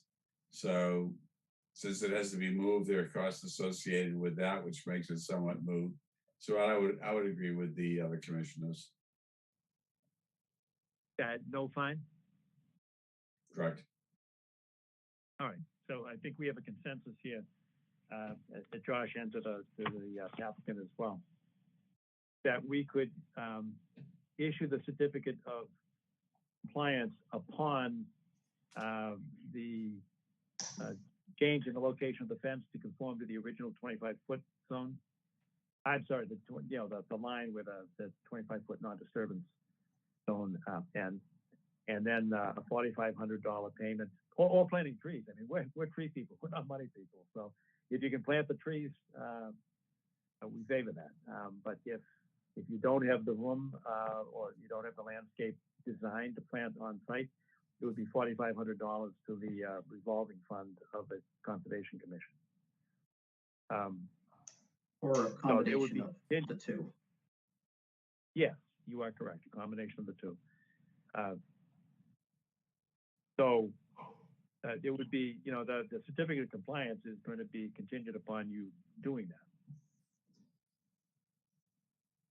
So at this juncture, we could have sort of a conceptual vote that we will execute the certificate of compliance upon the completion of those two tasks: the change in the fence and the replacement of the trees / money contribution. So we can take a vote on it now, or we can wait until it's done. Either way, the certificate of compliance is not going to issue until the fence is moved and the money is received. Does anybody have a sense? I mean, anybody have a sense about which way we can approach that? I don't mind taking the vote now, but we'll have to hold the certificate of compliance until such time as we receive the funds and the fence is moved. Well, it's on the table, so why don't we do that now? All right. So are you voting to do that, Arthur? Is that your motion? I will move the motion. All right. And that is to issue the certificate of compliance upon receipt of the $4,500 or some evidence of the tree plantings. And the movement of the fence. Correct. To where we want the fence to be, not just moving the fence. Correct. It's got to go back to the original line as approved back in 2016. And that should be specified. Just so that everybody knows that's going to be different than the 25-foot line. If it doesn't matter to the homeowner, it might make more sense if we're being asked to approve a line. So there's a new line that's more conservative than the original one. So to stay in conformance with the new line, that would push the fence a few feet further towards the house. Correct. So it might make more sense than that. I'm just hung up on the fact that there was a violation of the original order. And had the fence been put where it was supposed to have been put, it would then become out of compliance with the new line. But I don't think we'd be in a position to change that because that was our original order. From Josh, from your perspective, it might make more sense to move it to the 25 foot from the line that you're asking us to approve. From the newer line? Yes. Bruce, does that work for you? The notion of moving it to the newer line, I guess we don't care, but I don't understand. So, I mean, all this is about the violation of the original letter of intent, which of course is the old line, not the new line. So, where are we moving it to? John, it sounds like 25 feet from the line. Sorry, I lost you there for a second. Chris, New line or Chris, old line? I agree with what you just said. Yeah. That the violation was of the old line. But Right. I'm just suggesting that from a rational perspective, if you're asking us to approve the new line, we should probably both agree to move it to 25 feet from the new line.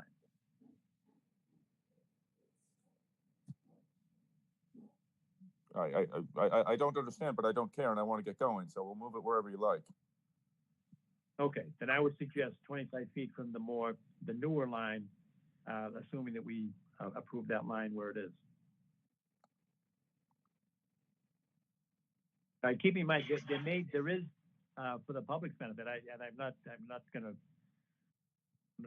trying to pull the wool over anybody's eyes, but there may be a controversy as to part of that line, but that controversy is not in the area where the pool is and would not affect the fence. So Arthur, going back to you so we can move this along, is your motion, in addition to the $4,500 and or the tree plantings, number one, number two, moving the fence to the 25-foot line from the new wetlands line?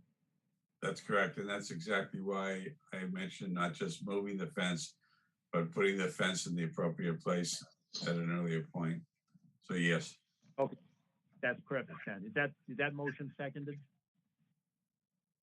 Second. All right, thank you very much. Any discussion? All in favor, say aye. Aye. Aye. Aye.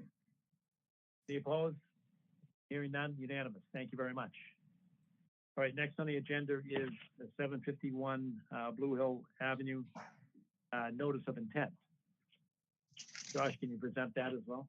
Yep. So since someone will see similar, since the last site meeting, we completed the tree survey in the area of the proposed work and showed the locations of the trees with the calipers.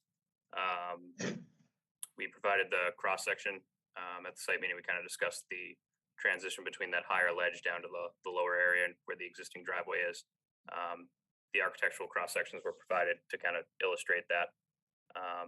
And the area, John, I think you had alluded to it, that was kind of called into question near the wetland.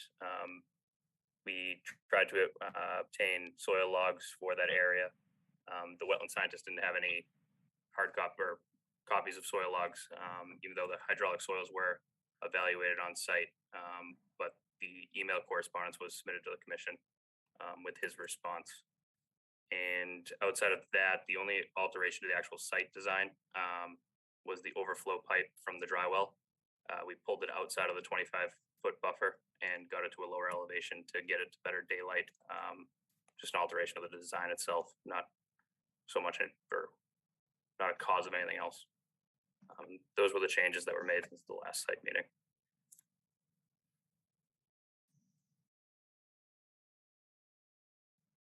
I'm just trying to get to the email correspondence on the soil logs, because I know at the meeting we did talk about you were going to ask him to produce the soil logs, and I don't see the email correspondence.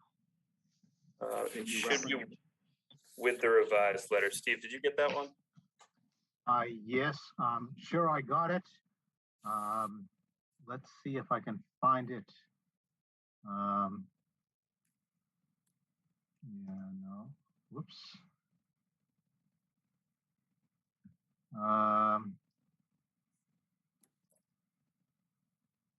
See if I can find it.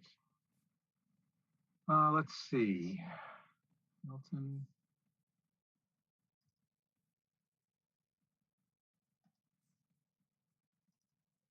Whatever reason, I can't get to that file right now on this computer.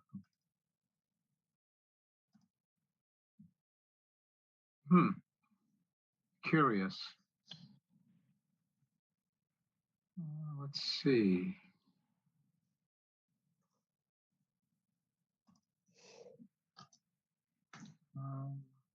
Well, it may be appropriate, Josh, if he doesn't have soil logs, you know the point of interest, that was that very spongy soil area that we were bouncing on.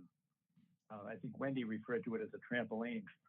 I just wanted soil taken there to see if it was hydraulic, and I think your thought may have been that it was, spoiled from some other site or something. No, oh, sorry. And the issue was whether or not we could take soil sampling there.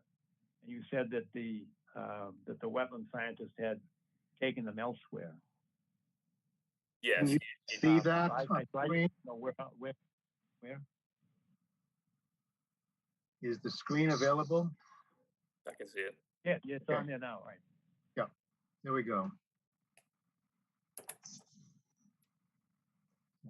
And that's not unusual to not have soil logs at every flag. It would take, it would take an awful long time to put in a line if you had to do a soil log at every flag. Just letting you know. Oh no, we weren't looking for a soil log for a test at every flag, Steve. That was not the request. Okay. We were looking at a very limited area. And the suggestion was that soil samples had been taken. I said, where? Oh, okay.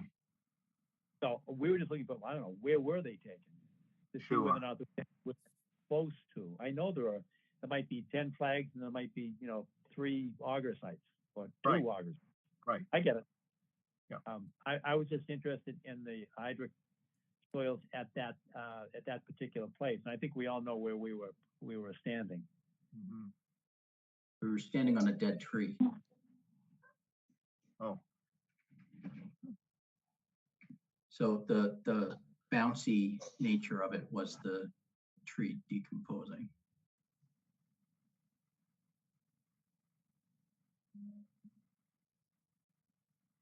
I'm sorry I wasn't there to assist.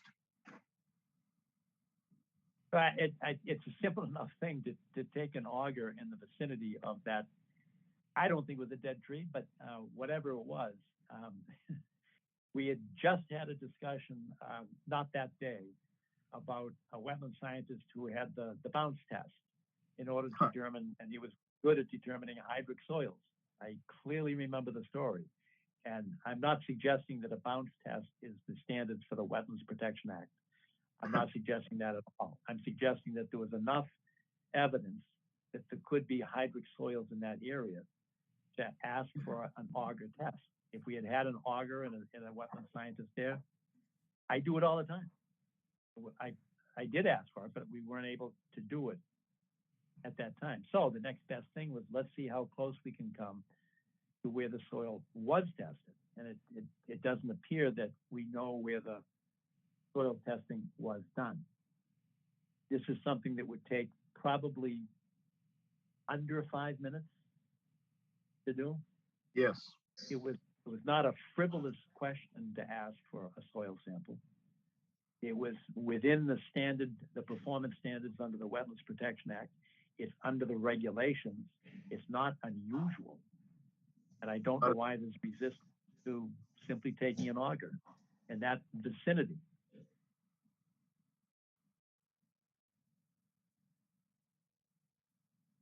I agree, John. I would like to have a soil test at that site, at that particular place where we were standing. I remember being by a tree. I don't recall the tree being dead. Nor do I. I think The other thing that we were also discussing on that was the area where the shed was shown on the original plan. I think Brad Holmes agreed that it seemed to be more than likely that it was that removal of the shed that caused that area to be slightly different. Where you guys were doing that was exactly where that was. So that's what he's referencing in that email when he says results of historic site work.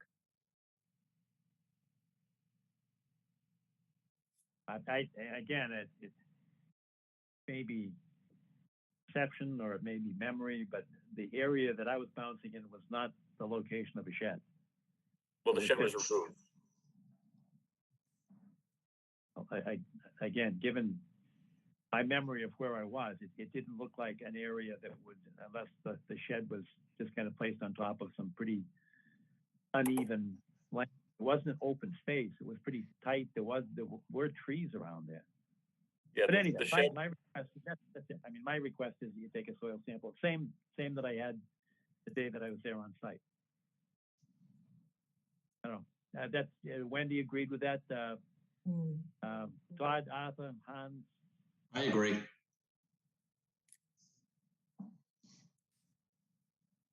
There's three. I mean, is that Anybody else something want that to we could just ask Steve to do? Sure. Yes. Like in the next couple of days, would you have availability, Steve? Yes. Could one of us come with you if that would be helpful? Sure. Just to check my methods, right? Of course. Yes. Not a problem. Happy to do it. I cannot do it on Friday. I'm in Fairhaven, doing other wetland soils tests for some filling that was done. But tomorrow afternoon is available, and then all day Thursday. But I know Thursday is going to be raining. Anybody willing to come out tomorrow afternoon? I'm engaged, Steve. Okay. Early afternoon would be my preference. Wendy, are you around? Are you available for that?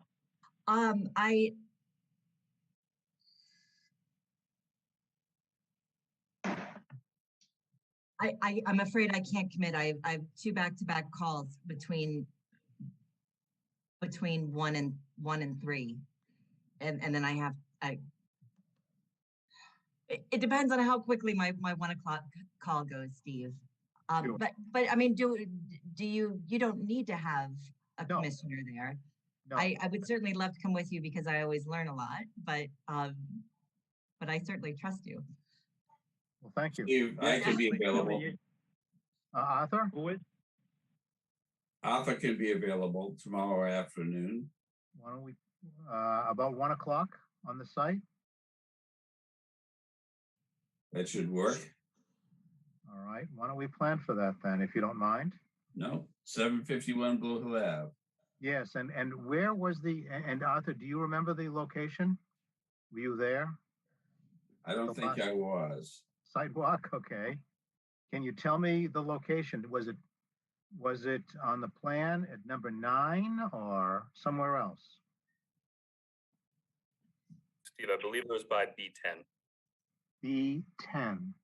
Let me go back to the plan perhaps. Oops. I just, let's see. Let me see if I can find the plan. By B10. So B10 looks like it's right here. Is that correct? Yeah, just to the right of it, kind of near the larger tree, I believe, John, if you remember. I think that was to our right when we were standing there while I was kind of looking. It looks like let me think, 6-inch caliper? 36, that's there. 36. Oh, the bigger tree. Yeah, I think it was just in front of that.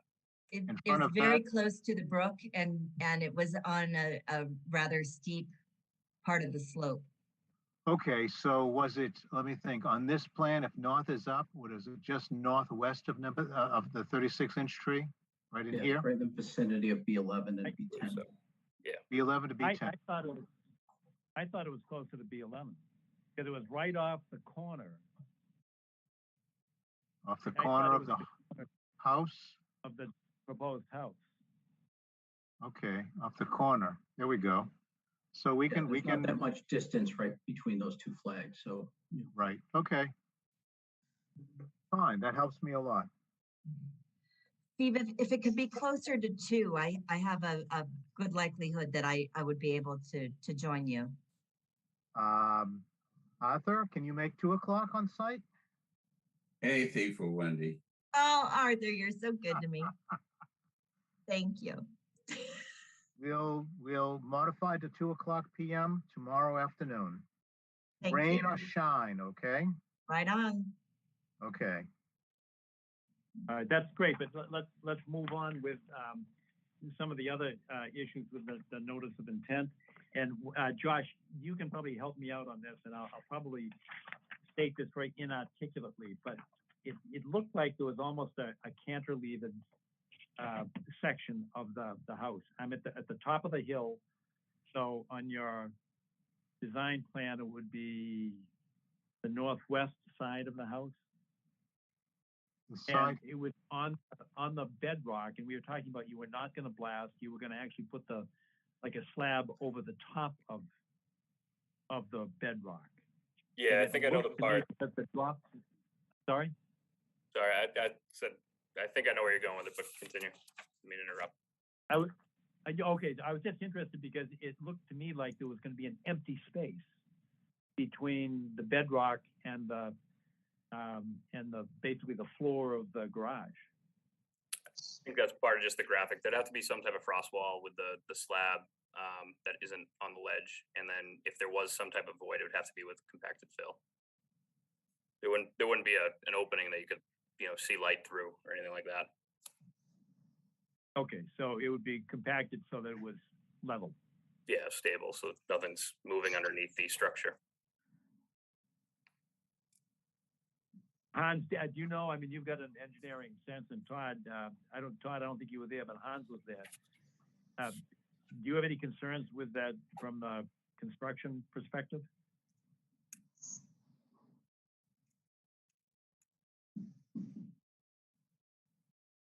Did we lose Hans?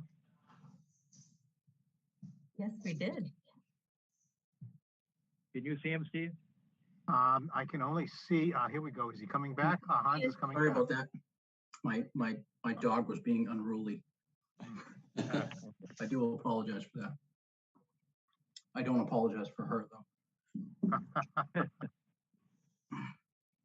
Hi, Hans, I was trying to get your perspective on that. One of the concerns that I had, and it just comes from my lack of appreciation of engineering principles, but when we were as I'm looking at the diagram, the plan here, on the northwest side of the house, we were up high and we were on bedrock. And the applicant indicated that they were not going to blast, but they were going to put essentially a slab on top of the bedrock. But because of the drop off, there was going to be a significant empty space that Josh just indicated would be filled and compacted so that there would be no open space. But does that make sense to you from an engineering perspective? As somebody that has a background as an ecologist and wetland scientist, I don't unfortunately have an opinion on that because that's has to do with more civil structural engineering. So yeah. Okay. So what about Todd? Do you have any sense? And I know you didn't see it, but it's like building a house on the side of a hill. Yeah, I'd have to see the thing, John. I see the plan, but I didn't go there. I'd like to see the site before I'd make a comment. It would be really helpful if there was like some sort of a three-dimensional kind of rendering of this building, of the addition. To be honest, it's hard for me to imagine even after being there on the site. Are there any other drawings that might show a different perspective? Unless I'm missing something, I just see this one large plan. I gave up front and back, but I mean it's basically the same. So there wouldn't be another view that would kind of show it in a different perspective.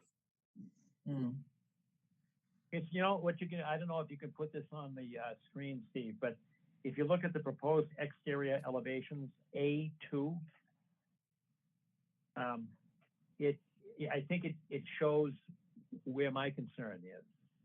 If you can find A2. A2, one moment, let me see what I can do. All right, that's Josh, while he's looking for that, Josh, do you know the height differential between the top of grade, where we were all standing and where the, you know, this most recent discussion about the wetlands is, we're in that area of the house. And So as where I we were- look at the proposed exterior elevation, that's where the gap is that I was concerned with. okay. Josh, any idea? Site plan, maybe revised 9/3/21? That wouldn't have the cross section. The This is in the architectural cross package. section's right at the bottom. The bottom one has it. Got it. John, to answer your question, Yeah, there it is. That's it. Okay, is that what you were looking for? Yes. Because right where the right-hand side garage door is, that's the top of the hill. But there's a significant drop off there. It's, I don't know, 15 feet or so. So That looks about 8 to 10 feet, John. it's a 10-foot drop. Yeah, 8 to 10. Okay. That's where I was concerned because the bedrock is not flat. It kind of drops off from right to left. But Josh, you saying that's where you can put compact fill in there to make it level, to support a level slab? It would, I would imagine, I'm not a structural engineer, but it would be, what I would imagine is some combination of anchoring to the bedrock, stepping the foundation and putting in fill.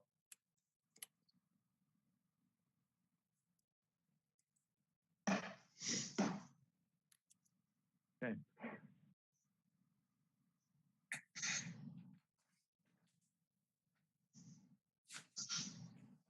All right, I just want to make sure that we don't miss something between the, you know, the architectural design and then the actual constructability. I mean, can you actually build this so that it works and doesn't, you know, collapse into the wetlands? The architect's very, very much aware of the constraints on the site. Right. Okay, folks, well, this is a notice of intent, so are there other questions? You know, I guess we do need some additional information, and hopefully we'll have tomorrow. Or I'm sorry, Thursday, are you going out tomorrow or Thursday? Tomorrow. Sorry. Okay. But we will have more information. Again, I'm trying to speed this along. I don't want to slow you down, but we do need a little bit more data. So are there other questions or requests for additional information? Not here, but John, would you have the information that you need gained tomorrow for a decision on Saturday morning, where we have a public hearing? Oh, I think so. And I mean, there's no secret of the fact that the area that I'm concerned with, and it, you know, as I'm looking at what's up before us now, I think it's over near D11.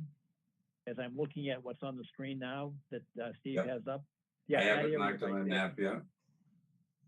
I mean, the distance is from that flag to the corner of the house is 26.5 feet. No, not that corner. It's the corner that I think is it the top corner? Or maybe it's yeah, the 26 point. Well, I'm sorry, 26.1. Right. Correct. That's the proposed house. Is there a beam pole? Yeah. Yes. There. Okay. Yeah. So, well, actually, that's part of the bedrock, and it actually might be painted on the bedrock as Okay. opposed to a pole. But there is a mark there, yeah. Wonderful. So So we can pull tape very easily to find that B11. Good. Yeah. Steve, you'll see B11. That was still there when we were there. Oh, wonderful, Josh. Just so John, that bean pole that we did was a range line of it up on the ledge where we were talking. So that I wouldn't pull from that bean pole. That'd be up near kind of the corner of the ledge by that 14-inch tree that's in between the two buffer zones. So I wouldn't pull from that one. Okay. So just go to B11. Those were there. That line was still there when we were there the last time. Excellent. Excellent. We'll find it. But in answer to your question, yeah, if we got that information before Saturday, then sure. And it's a public meeting. We could put this on the schedule as well. We've got to be careful of time, though. As long as we start at 8 at 1362 Canton Avenue, we could make this easily and still accommodate. I think we've got a couple of schedules, but I know Ingrid's schedule is 9:45, but we could clearly do that. So let's put this one on the public agenda as well so that we could vote on Saturday. Or about 8:30, John? Yes, I think so. Mm-hmm. Yeah, we won't be long at Carberry Lane. No, not at all. And it's basically, for those who don't know, you go to the end of Carberry Lane, there's a cul-de-sac at the end, and then that begins the Smith's private driveway. And the private driveway has a parking area directly in line with Carberry Lane. So it's very easy to find. Perfect. All right. Yep. Any other questions from butters or commission members or members of the public? Otherwise, then with the assent of the applicant, we'll continue this public meeting until Saturday morning at 8:30 a.m. That's Saturday the 18th, I believe. Right. Okay. Great. Thanks. Thanks, Josh. All right. Good. All right. We good to move on? Yes. Next on the agenda is request for determination of applicability 107, 111 Highland Street. Okay. Good evening, members of the commission. Ned Corcoran, joined by several others, Mike Walrazak, Paul Avery, Arthur Allen, and Blaine Buck, at least. We are back before you on two related filings. One was a request for determination of applicability to establish wetland boundaries for the property at 107 and 111 Highland Street, property that is currently owned by the Milton Hospital and is being considered for a memory care development. And the second related matter was an RDA that was filed requesting permission to conduct test pits to do some soil analysis of the property. There was a site originally before you on September 13th. There was a site walk on the following Saturday. There was significant, we'd had significant rain leading up to that time. And at the site walk, the commission requested a couple of additional pieces of analysis. One was an evaluation of flood plain relative to the location for the property, relative to location, relative to wetland boundaries. And the second was an access plan showing how we would tend to access the specific locations for the site pit, for the test pits. And with that, I'll turn it over to Paul Avery, who'll take the lead on presenting the materials that he filed on behalf of the client. Sure, thank you, Ned. I think, do we want to deal with these in order? Do you want to just start with the RDA for the test pits and talk about the response on that and then move on to the ANRAD? Is that a good way of doing it? Sure, that's fine. That's fine with us. Okay, so who's controlling the screen here? Is that Steve? Yes, it is. And I don't believe that I have the... Do you want to give me the screen and I can do it? Yes, please. Okay. Okay. All right. Do you have it? Anyone see this? Hold on. Not yet. How about now? Yes. Okay. Got it. All right. So this is the updated RDA plan for doing the test pits. And basically, we didn't change the plan itself at all in terms of the test pitting program, with one very minor exception. And that is that we had, you know, and I think Art Allen will talk about this in more detail, but there was questionable about whether this pond over here on the left side, the north end of the drawing, is a vernal pool or not. We've identified it as a potential vernal pool. Again, Steve can add, excuse me, Art can add more on that one. And we looked at what the 100-foot setback would be. And so we actually pulled back these two test pits here a little bit. They're shown just on the edge of, or slightly within the non-disturbed for that resource, but within the pavement. So we felt that that was okay. If they had to be pulled back off the pavement, that's fine. It isn't really going to make any difference. So that was the only change with respect to the actual work that's proposed. All these magenta lines here are, the question came up about how we would get access. And this is how we would do it. It's a general depiction of how we'd come in. It's more or less sort of path of least resistance. There is some chain link fencing in here. There's a note on the access egress notes that says we may take down some chain link fencing and we don't have to put it back up again. The area of the proposed crossing is what we looked at in the field, which is about where this sheet of plywood is that's already existing. This is where we would cross. This is where we'd come in to get at test pits 4 and 5 on the other side of the intermittent stream. And then we added some notes in here that basically just say that, we're not going to go in the 25-foot non-disturbance zone except for where we need to cross as shown in the plans. Note 3 just says that we're going to cross about where that plywood sheet is shown on the plan. And then 4 is probably the most important one that just says we will put down protective mats or timber planks to do the wetlands crossing, and all that is subject to approval from the commission. The particular contractor hadn't used the mats before. That doesn't mean we couldn't get them. So, we just have that as an open item, and we're agreeable to whatever conditions the commission may have. And that is pretty much it for, changes to the RDA. Updates is a better way of putting it. Do you want to have Steve talk about I keep saying Steve, Art talk about the ANRAD now? Or do we want to just focus on this? I know we've sort of been talking about both of these applications collectively. I think it makes sense to talk about the next one, and then we can go back and we'll have to consider them vote-wise separately. But I think it makes sense because they're so related. Yeah, no, that's fine. That's fine. Okay. So I can keep the screen, and or I can or not. That's fine. If you'd like to keep the screen, please do it, Paul. Sure. Okay.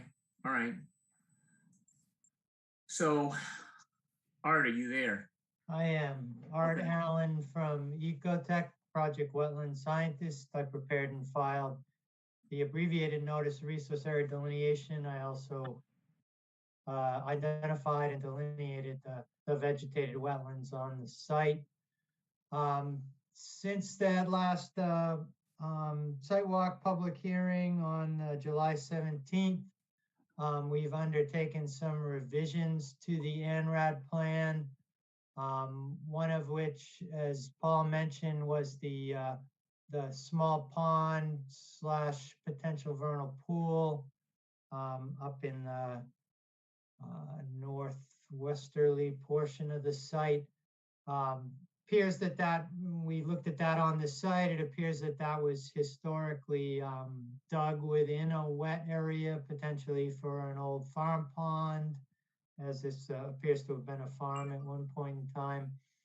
Not clear whether that actually ever dries out, whether it would actually meet the definition of a vernal pool, as in a seasonal ponding area that would only support those, spring and fall breeding amphibians and mollusks. So at this point, having not studied it through a normal spring season, we're going to label it at this point just as a potential vernal pool. It's not mapped. It's not mapped by natural heritage. It's not certified at this point. So we're gonna go with that labeling, and the area identified is the limit of ponding within that area, within that appears to be historically dug out area. The other issues that are addressed in the revision, wetland flag B37 was revised. As a result of the site walk, it moved about 12 feet or so out from the original line in an area where we did note a hydric soil sample. That was the only wetland flag that was revised as a result of the site walk and Steve Ivas's review of the site. And then we also undertook, based on both testimony from the neighbors and observations and our own observations, Paul Avery undertook an engineering study of the watersheds and basically established bordering land subject to flooding outside of the streams and vegetated wetlands. And as you know, the definition of bordering land subject to flooding is that it's associated with a waterway or water body, but it starts at the limit of the vegetated wetland and extends up gradient outside of the wetland where present. So I will turn this back over to Paul, and he can give us a description of how the bordering land subject to flooding was established and show that on the revised plan. Thanks. Okay, thanks, Art. Right, so what we did was we followed the methodology in the Wetlands Protection Act that says when, first of all, bordering land subject to flooding is what's shown as on the FEMA maps, but it also has provisions that they're not there, and it says that you can go try to estimate it with SCSTR 20 methodology, which is exactly what we did. So in doing this plan here is important because it shows the contours, but I think the next one, which shows the same thing with a photo background, is a little bit easier to see. The yellow area in here, this is our project site. We have the two streams. We have the east stream near the top of the page, and we have the west stream at the bottom of the page. So our exercise here was to see what's the limits of bordering land subject to flooding for the 100-year flood for these two streams. And then we also looked at it for the pond at the northern end of the property, which is what Art was just talking about. So to do this, we looked way beyond the limits of the site, and we went based on the topography that I had up on the previous slide. We had this outer blue line here, which represents the entire watershed area, which flows, down into each one of these streams, where this catchment 1 is the one that goes into the east stream, and catchment 2, shown with blue, is what goes into the west stream. These red arrows here are what's called the flow path, and this is what's used to determine the time of concentration. So this is sort of the longest path that a single raindrop would take to get from the most remote point of each one of the watersheds to the point in question, which in these two cases are the two streams. So we modeled all of that up, and the details are in the report, and there's all the calculations that go with it. But what we did was we not only looked at our results, but then we looked at it on the information that was submitted for the videos that was shown in the last meeting for those storms in July. We got rainfall records from Logan Airport, figured out what those storm events were, and compared our results to what the video generally showed. And the only place we really were able to do that was sort of in the West Stream area, but we felt that the results on that were consistent with what the model said it was, and said just basically as a calibration validation of the model, satisfied with the results, and then went through and ran the 100-year storm event through it, and that's what produced our limit of bordering land subject to flooding. There are some old drainage structures in here, particularly ones down by the West Stream. For the purpose of the study, we just ignored those. It's maybe virtually impossible for any water to be coming out of those that didn't originate, from within these watersheds anyway. And those pipes in the scheme of the amount of water that runs off of here are small. So that as individual structures, we didn't pay any attention to them, but we did capture, the entire catchment areas, which would be contributing to the floodwaters in the two places where we were looking at it. So the result of all of this is this figure here, where the bright green area here is what we determined to be, the 100-year flood zone for this area as a result of the model. There's a bunch of section lines here. So we plotted these, various stream channels as sections, and then based on how deep it was, plotted the extents against what the cross sections were in those particular locations. And this is what we came up with. And if you zoom in on this, there are a number of places, particularly down near the 111, Highland Street house, where, as expected, the flood zone does extend beyond the limits of the bordering vegetated wetlands. It does that in a number of places. But for the most part, it doesn't extend beyond the no disturb zone, with a couple of minor exceptions. And that's up here sort of by 107 Highland Street, where we do have the non-disturb for the BVW, and the green actually goes beyond it a little bit. But generally, when this main part of the site here, this is what we found. So if we go back to the plan that Art sent in, that line is now shown on this plan as this dashed green line. So we got this onto the survey. So this is now shown on this plan. It should be keyed into the legend here someplace. Well, maybe it isn't, but it's called out. That's what it is. The green is the 100-year flood is determined by a consulting group in the report, which has been submitted. So that's it. And be happy to get into any more detail on this, whatever the commission wishes to discuss.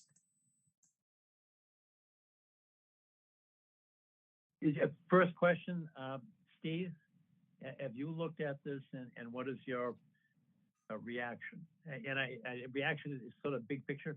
I mean, are you comfortable with the accuracy of the modeling and plotting of the extent of the flood?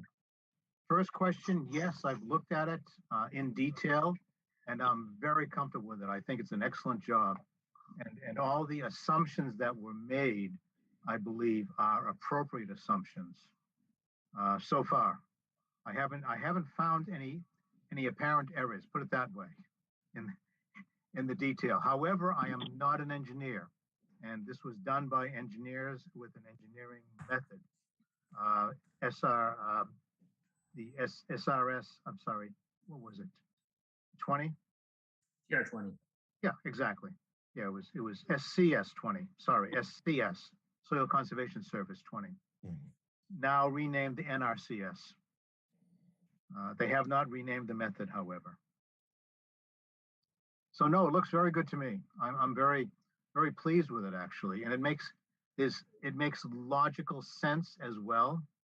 Looking at the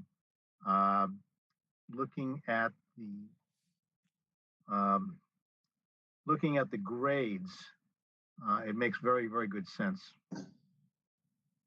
Generally. All right, now looking at it on the screen, it's a little bit difficult to see, but is there any way to do like an overlay as to, where the streams, plural, two streams were, where the BVW was, and then be able to see where the bordering land subject to flooding is, so that we can see the three lines?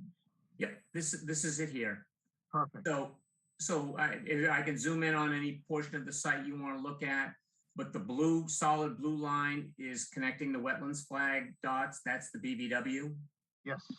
And the green shaded area is the bordering land subject to flooding. And that's what I spend my time looking at. Okay. Was the BVW.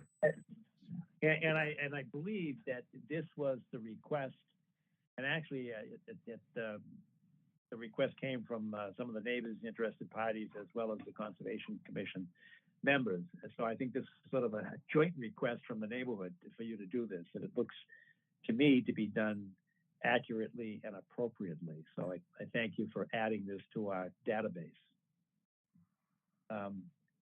the questions either as to accuracy or methodology from any commission members or any other questions. I don't hear any. Are there any questions from abutters or members of the public that have a question or a comment about actually about anything related to this, but specifically about methodology or accuracy of plotting these three resource areas: the streams, the bordering vegetated wetlands, and the bordering land subject to flooding. Don't hear any. It looks like there are a couple of hands up.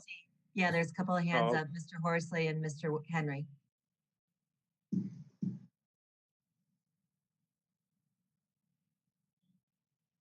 Who wants to speak? I can't see the hand. So I think Steve, you or Sean or somebody's got to be able to identify people and call on them. Sure. And I would Scott, ask- why don't you're first. Okay, thank you, Steve. This is Sure. Scott Horsley. I am representing abutters along with attorney Doug Henry, who's also has his hand up. Doug, would you like to go first or would you like me to proceed? Please go first, Scott. Okay, Doug, thank you. I just have three questions, if I may, and I can either, Mr. Chair, outline them all in advance or take them one by one, whatever your pleasure is. So why don't you just state them all because they may be related and then go back and we'll do them one at a time. Thank you, Mr. Chair. So my first question is on the delineation of the floodplains. And first of all, thank you. That was one of our comments and requests to delineate floodplains. So the applicant has done that and we appreciate that. That is a requirement of the wetland regulations and we appreciate that that's been filed. I do have a question on the calibration of the model. The plans that were submitted do indicate a proposed floodplain for the 100-year floodplain, as well as a reference to the July 2021, which was videotaped by my clients. And I would appreciate a little more detail on how that was calibrated, and if in fact that storm was related to a certain precipitation event and how that might be related to the 100-year event. That's the first question. The second one is related to the requested test pits, which we fully support. The more data on the site, the better. Wondering if when the test pits are done, if we could agree that observation wells would be installed in those test pits and water levels be monitored on a regular basis, perhaps either monthly or quarterly, and those results reported. The reason for this is because, as we all know from walking the site, water levels are very shallow.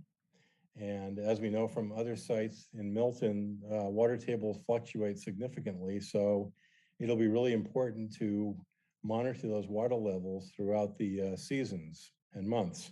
So the question is, when you install the test pits, would you agree to install monitoring wells, which is very easy to do, and measure water levels and report those? That's the second question, Mr. Chairman. The third question is on the stream delineation. And this has to do with the ANRAD. It appears as though the applicant is requesting the Concom to agree with a BVW border, but it doesn't appear there's any request to delineate the stream, or as it's referred to in the wetland regulations, land under water and banks. I just want to understand whether that might be done at a future filing, or whether or not that's part of this filing. If it is part of this filing, I don't see it as part of the request. Those are my questions, Mr. Chair, and I'd be happy to elaborate if further requested. Thank you. So I think thank you very much for the questions. I think we have to hand the floor back to, no, I don't know whether it's going to be us or who's going to address. Why don't I mean, I'll handle number one about the calibration. I'll get into as much detail as you'd like to here. I can talk about, observation wells, and then I'll kick it over to Art for the third one about the stream. So what we did on the calibration is we went and we looked at what the first we saw there were 3 videos. One of them was up near the Bacardi property on the top of the hill. The second one was the one that was downstream. Video 3 was just of a meeting, but basically video 4 was the one that showed what was going on near the drain manhole by the existing house there. And so we went through and we found, we got some rainfall data. We don't know exactly what date the videos were taken, but we assumed it was more or less on the 4th of July weekend.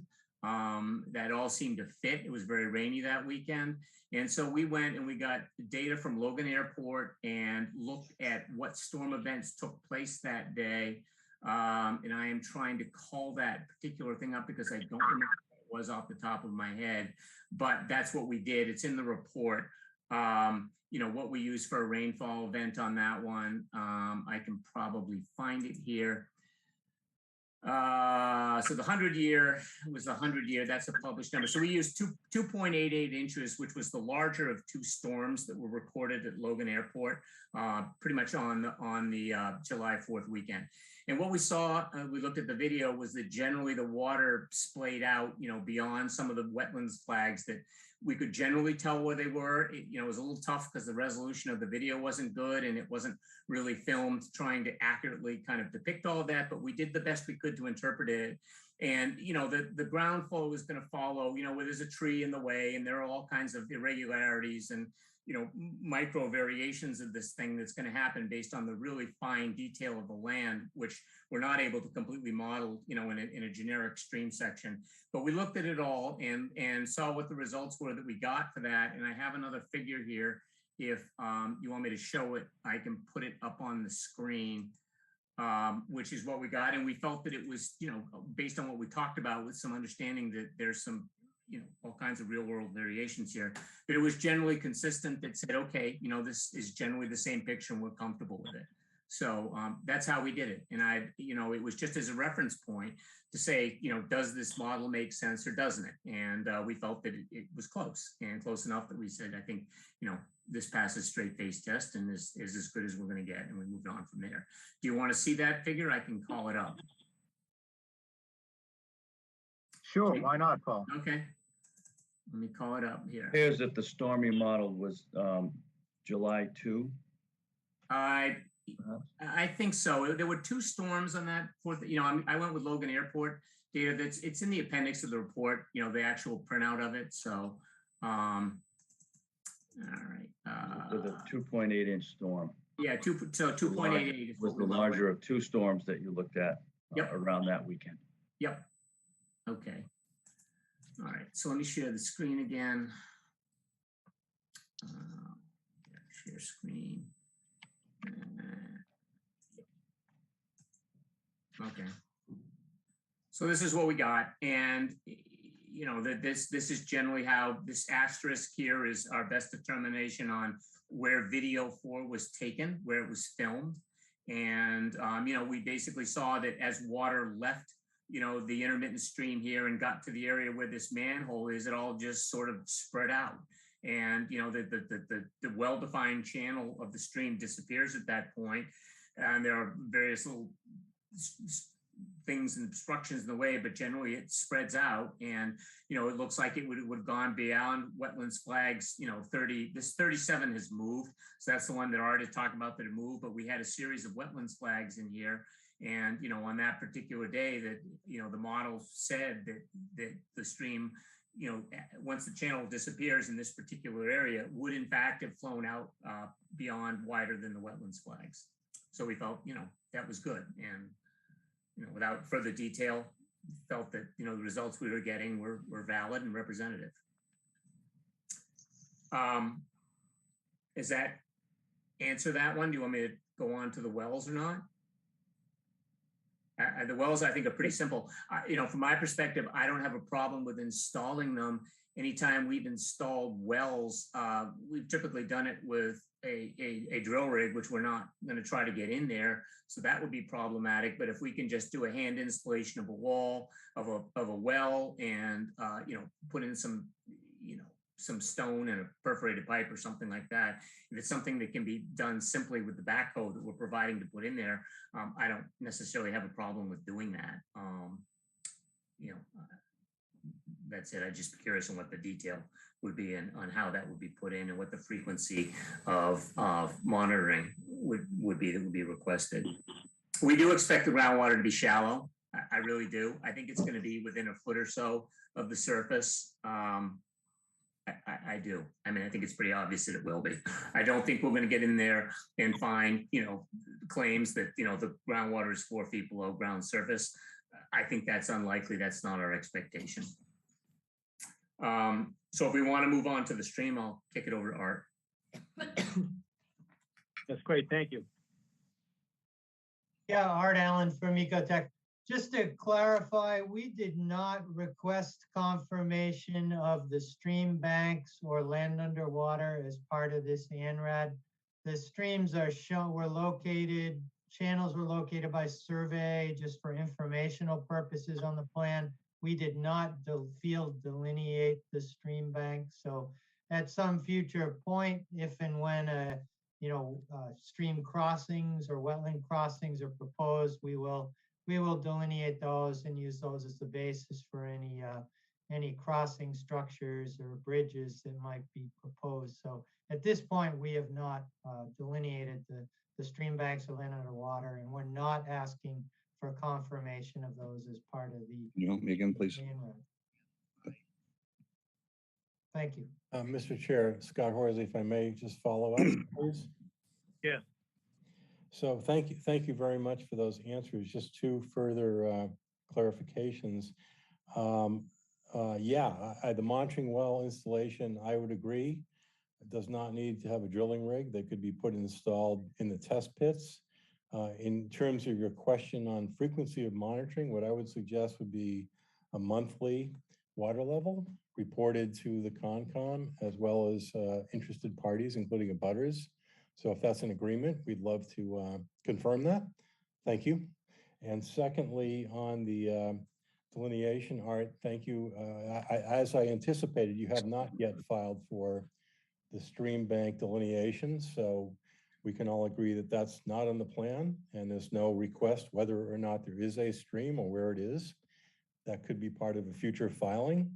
I will be upfront and explain that my review of the project would suggest that the streams are important, and at some point we'll need to have those delineated. Not necessarily right now. That can be done at a future time. So thank you.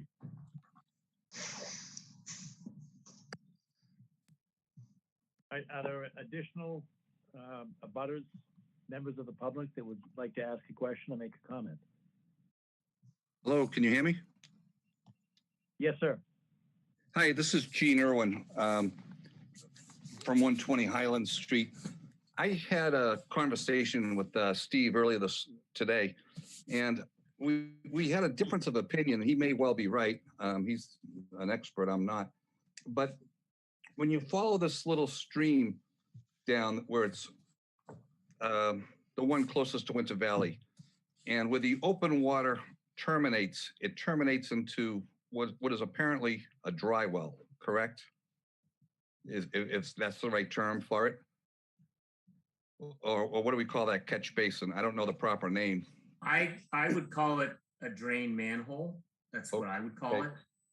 Okay. And my take on it was that the drain manhole is at an elevation of approximately 120 feet. And it would seem to me that all the upland groundwater would drain into that. And therefore, anything above that 120-foot elevation would be considered dry upland. But to me, it's really artificial since it's a storm drain. Now, if I may just elaborate a little bit further, in 1999, when the hospital bought the property, my understanding was they were supposed to do their due diligence. And had they picked up on this stormwater drainage system that's there, they would have had in that time frame, time to talk to the DEP, EPA, whatever, as to what to do with it. Because my understanding is that the storm water system was legal since it was a farm there at 107. But once the farm use stopped, this system should not have remained in place.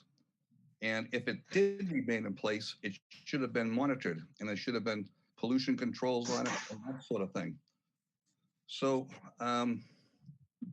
I feel as though all the groundwater testing is not really valid because the water table there is at 120 feet approximately, 118 feet because of this drainage system. And had it been taken out in 1999, it would be easy for us to say what the real water levels are. But to me, the hospital messed up on their due diligence, whether it was because these storm drains didn't appear in any engineering. It didn't come up until I brought it up at the last conservation meeting where we did a Zoom. And there were a lot of skeptics who said, you know, they didn't believe it was there, but then it was there. And so I can understand why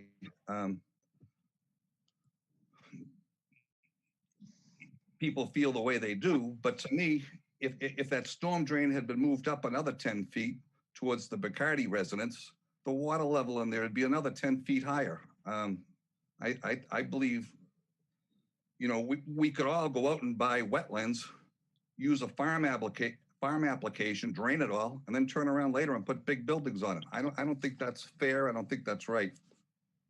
And I don't think it's legal. Gene, can I ask you a question? Surely. And what I'm concerned with is, you know, your comments, you know, rational and appropriate, but we're looking to see whether or not these resource areas have been appropriately delineated. We're not looking at a project. There's no project before us. So right now, we're just on the first step. I'm not suggesting that a project's not coming. I agree. I agree. That's the, you know, the water levels that are there are there. But and that's what I'm job is now.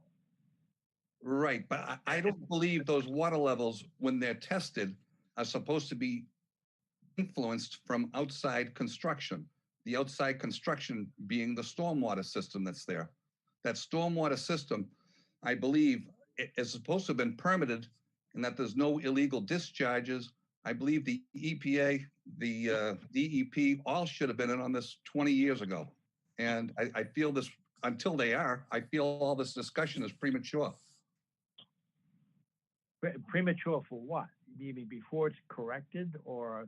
Yeah, again, I go back to the fact that I believe when you test the water level, it should be a natural water level. You can't test the water level in the Cunningham Park pool if the drain's open. And that's what we got here. The drains are open. Okay, but we're looking at existing conditions. Right. Well, the existing condition of the Cunningham Park pool today is empty, but that's not its natural condition. It was drained. This property's been drained, is my contention. Okay, but again, I go back to, we're delineating existing conditions. Okay. If there is going to be a building that's permitted or an application for a permit, then we would have to look very closely at what the impact would be, and it might affect the current drainage. It might require changing the drainage system. But all we're looking at is a snapshot in time, and that is today. These resources is correctly delineated. Well, I'll agree with the engineers that today that's the water level. Not sure we're looking at water levels. I think we're looking at where are the wetlands. It's two different, that's two completely different things. I don't see it that way. I mean, the wetlands are. Well, that's the jurisdiction that this commission has on this application, is where are the wetland boundaries? Okay. Well, again, I just believe that, you know, later on, you're going to find that the wetland boundaries aren't accurate because they've been altered by man and they're not supposed to be. Well, wetlands are defined, so we're looking for the border of the defined wetlands. So they're defined by different things: hydrology, hydric soils, plant life, and so we use the regulatory provisions to figure out where the lines are, and that defines our jurisdiction, and that's really all we're doing right now. So that you might be right, the wetlands may have changed over the years because of drainage that either took place or did not take place 20, 30, 50, 100 years ago. But again, we're looking at today, and then later on we'll be looking at what's the impact of a building, and is it going to change, and how does the applicant accommodate that change? But we're only at step one. Right. We're just looking to see where the resource areas are and whether or not the delineation as presented to us, whether they are accurate. And I haven't could we go heard back to anybody map suggest 2 it's not. that the engineers had? The second map that was originally up, and I apologize. When there were questions, my computer ran out of battery life, and it took me about 5 minutes to get it recharged to get back up. So Gene, which figure is it that you want to see? I think it was the second one you showed. If you it shows a flood zone. Yes, or the blue lines and the red lines coming from. Yeah. Okay. So there was the one. Let me just go back here. Hang on. The one that, yeah, I know the one that's the resource. Basically the plan that's accompanying the ANRAD. So I think that's one you're referring to. All right, which would be this one right here. This one? No, it was it had a black background. It had you were photograph. Yes, yes, that's it. Okay. If we can look at the bottom line, which I guess would be number 3, the blue line towards Winter Valley. Okay. Okay. Now headed to the, if we go all the way to the left, where you see where the blue Y forms? In here? Yes, yeah, right there. Okay, now the area to the left, which way is that water going? I assume. In here, this area here? Well, okay, if you back up where the red line meets the blue line. Here? No, you're. Right here? Yes, yeah, right there. Now, are we saying that water heads to the left and then back to the right? Okay, so we have a detailed topographic survey of the site in this location, okay? And I'm going to swap plans on you here.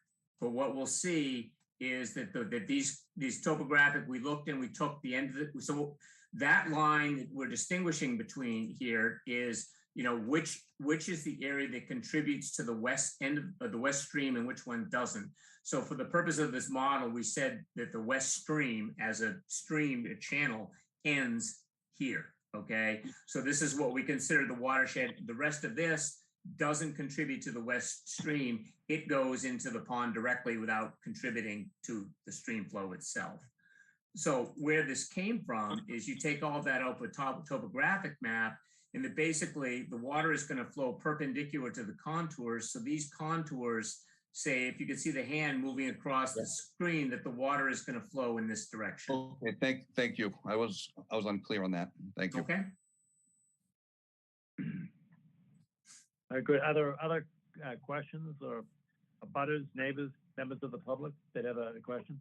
If I may, and again, I apologize because I was out of commission for a few minutes there. When they're doing the test pits, are they going to somehow test in the area where they're near the barn, where there was maybe some sort of spill covered up by cement? No. No.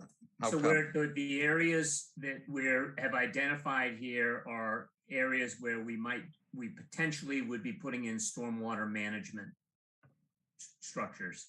The area by the barn is all within the 25-foot no disturb zone, so we can't do work there anyway. So if there is a spill, we're just going to do nothing? I mean, what's the eventual plan? Well, we did an environmental site. I mean, I don't know if we're here to talk about that anyway, but we did do an environmental site assessment on it and found no environmental concerns. So Well, another point I have regarding environmental concerns is, as far as I know, when you have a farm and it's automatically considered a brownfield because of the herbicides, pesticides, and all that sort of thing. And so between the herbicides, pesticides, and whatever other farm-related stuff might have gone on, plus the potential for a chemical spill of some sort, what's the plan? How do we get that John, plan? That's something outside We'll of deal with John? that in the future. Okay. John, real quick, I just want to clarify one thing. There are actually very specific language in the Massachusetts contingency plan that place exemptions on agricultural activities. So I just want to correct that information. A prior use as a farm does not automatically assume a brownfield. So just want to make that clear. Okay, my reading of it is it was automatically. That was my reading. So to get back to the questions about the environmental site assessment that was completed, would the applicant be willing to share with us any recognized environmental conditions that were stated in the ESA? Yeah, we'd be happy to provide that report. Okay, thank you. Thank you. All right. If there are no other questions, then I think we can move to the two separate votes Looked here. like, John, it looks like there are two other hands up. Yes. Oh, Doug, sorry, I Doug can't see Henry it. and Yeah. Doug Henry and Ella Wells appear to have hands up. All right, go This ahead. is Doug Henry. If I could go first, I'm represent Karen Bacardi, who is a direct abutter to the site. And I just really had one question, which really relates to the ANRAD. And I just want to make sure that what this ANRAD is identifying is just the border and vegetated wetlands and is not making a determination as to whether the east or west stream are intermittent or not. It's labeled that on the map, but I'm not sure that's accurate.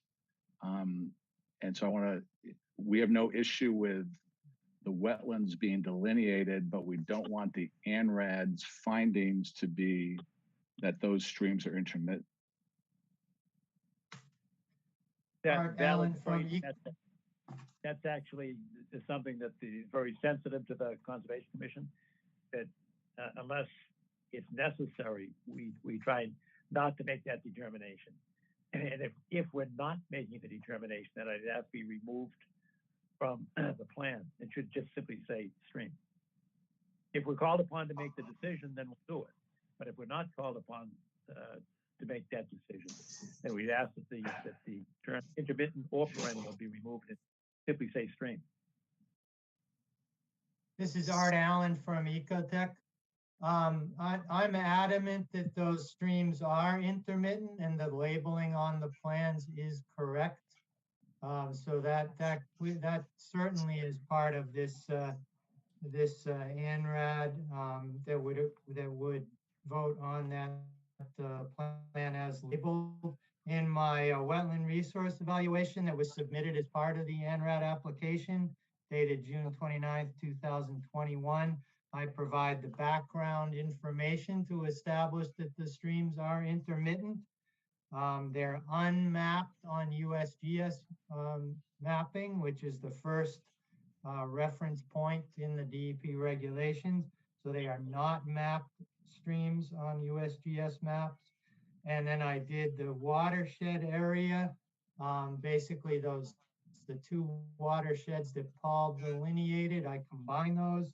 It came out at 0.04 square miles. And there's a stream stats printout attached to my report that documents that. They're significantly less than the 0.5 square mile threshold for perennial stream status. So those are clearly intermittent streams, and the labeling on the plan, in my professional opinion, is correct. Thank you. Well, if I could add to that, one of the points that we asked during the site visit was to look at the existing structures on the site, in particular the manholes that are by the barn and on the way to what is now labeled as a potential vernal pool.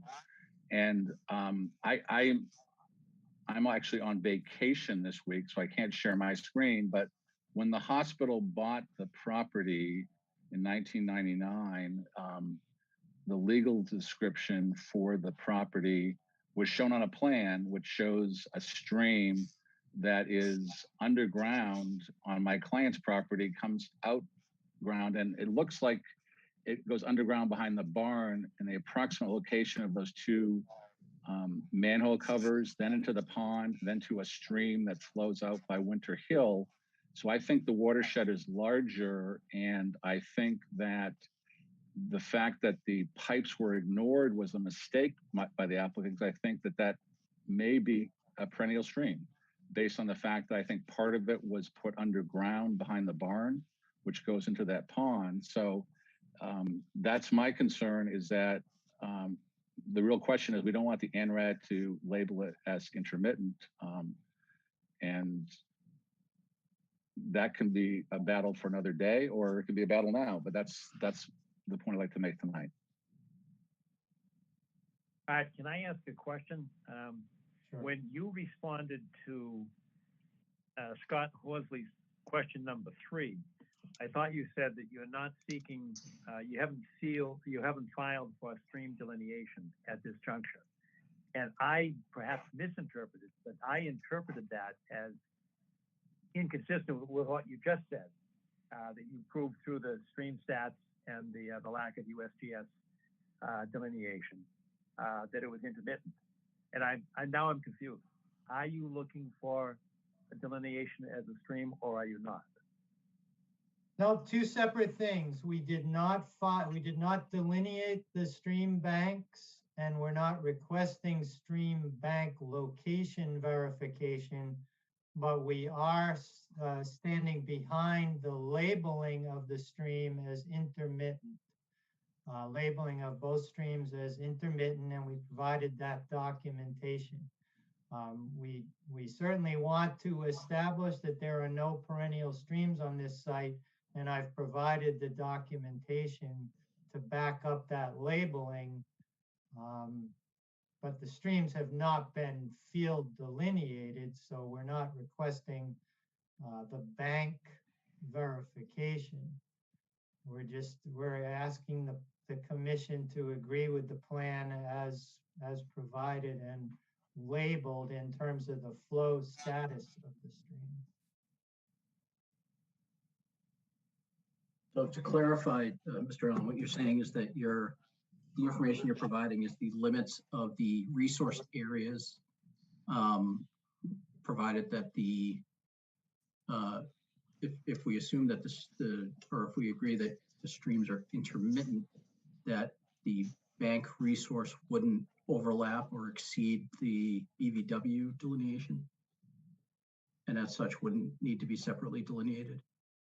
It would at some point in the future, if the plan is forwarded that has any impact on the streams, then we would at that point delineate the streams actual bank location. But at this point, we're just discussing the flow status of the streams and the fact that there are no perennial streams on the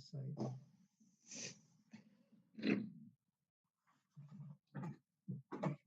Yeah, I've got two questions. One, it goes to Scott Horsley, and do you agree with the distinction between, just field locating them and not filing for the delineation, as opposed to determining that one is perennial and one as opposed to intermittent? Correct. Do you agree with that, Mr. Chairman? Two separate things. Oh, I'm sorry. I thought you were asking me a question, Mr. Chairman. I apologize. No, I was. Oh, I'm sorry. You I didn't want to. that. Okay, I'm sorry. I didn't want to speak over Art. Yes. So, Mr. Chairman, 2 points regarding response to your question. First of all, my own belief is that with a wetlands filing, especially with an ANRAD, all wetland resource areas should be delineated on the plan. And that would include bank as well as land underwater, if in fact they exist on the site. I believe they do, and I don't believe they've been delineated. So that's my first point. The second point is that there is a form, and I don't have it in front of me, in terms of what resource areas are requested to be ruled on with the ANRAD. I don't know if the applicant has checked the box on the stream, land underwater, or whether they have simply checked the BVW. So that would be another question to look at as a procedural item. But per Attorney Henry's point, it seems as though there is an open question regarding the status of the stream. I certainly respect Art's comment on the watershed size, but frankly, I have not reviewed that with respect, especially with respect to the underground drainage system. As we all know, when pipes get put in the ground and drainage gets changed, wetland resource areas change along with those drainage changes. So hopefully that's part of the delineation that's been reviewed. I don't know if that's true or not, but those would be my three responses to your question, Mr. Chairman. Thank you. All right. And the next question goes to Steve Ivas. And I did read the June or July data received from Art Allen about the stream stats. And do you agree that in terms of watershed analysis that those would be intermittent? Yes, based on what I've read so far. I'm a scientist, therefore my mind can be changed with additional data. Right. Well, my question then will change. Do we need additional data? I don't need additional data at the present moment, and I'm not sure what form that additional data might be in. Maybe Scott can elucidate. But I can't think of additional data that I would need over and above what already has been presented to us to understand the stream statuses. All right. Well, I go back to Hans's point, and I think it was that if the BVW is going to be outside the bank of the stream, then does it really matter if we're trying to mark down? It may matter jurisdictionally 100 feet, 200 feet. I understand that.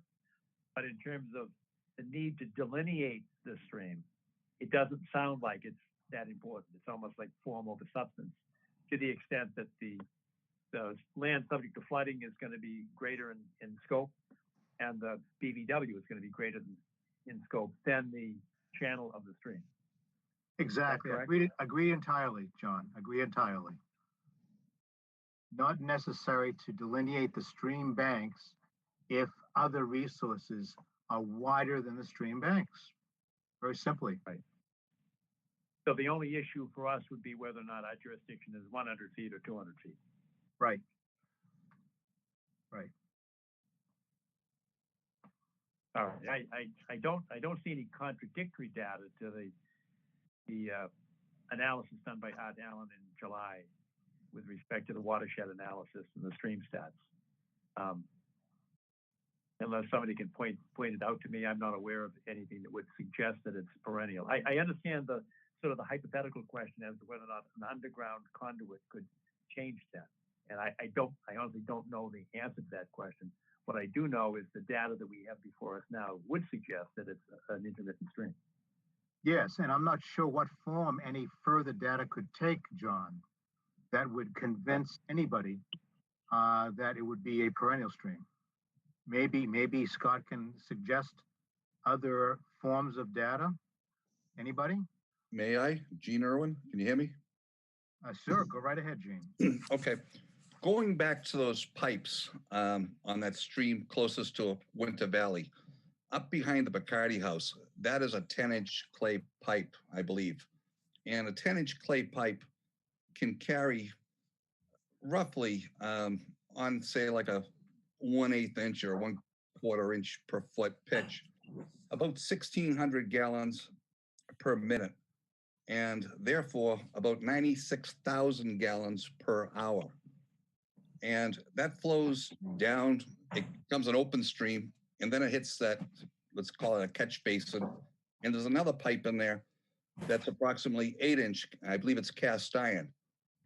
And the cast iron is pitched more steeply down towards the barn, I believe.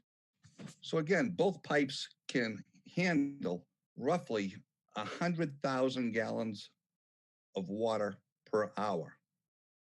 So on a rainy day, those pipes can handle over 2 million gallons per day if the right environmental conditions present themselves. So 2 million gallons a day to me is a lot of water. And this water is mostly being drained from behind Bacardi's house. Now, if you're not draining 2 million gallons of water every single day, potentially, I think there's an excellent chance that is a perennial stream. It's just being, but when you pipe it and you pipe it at a steep angle, you're sucking it dry. You're siphoning it off. Gene, it sounds like a hypothetical kind of. No, it's not hypothetical. The pipes are there. The pipes are there, and those are the water rates per hour of a 10-inch and an 8-inch pipe. They both run about the same. When you change the pitch on the 8-inch pipe, it equals the 10-inch pipe. It's not hypothetical. They can handle 100,000 gallons of water an hour. When I was there on the site walk, Arthur Doyle asked me, he says, Gene, have you ever seen this the 10-inch clay pipe work? I said, yes, Arthur. I said, it works like a banshee. When it blows like crazy. And if you walk over to the test pit today, not the test pit, the catch basin behind the house at 107, there is water up to the pipe, groundwater. It's stealing the groundwater.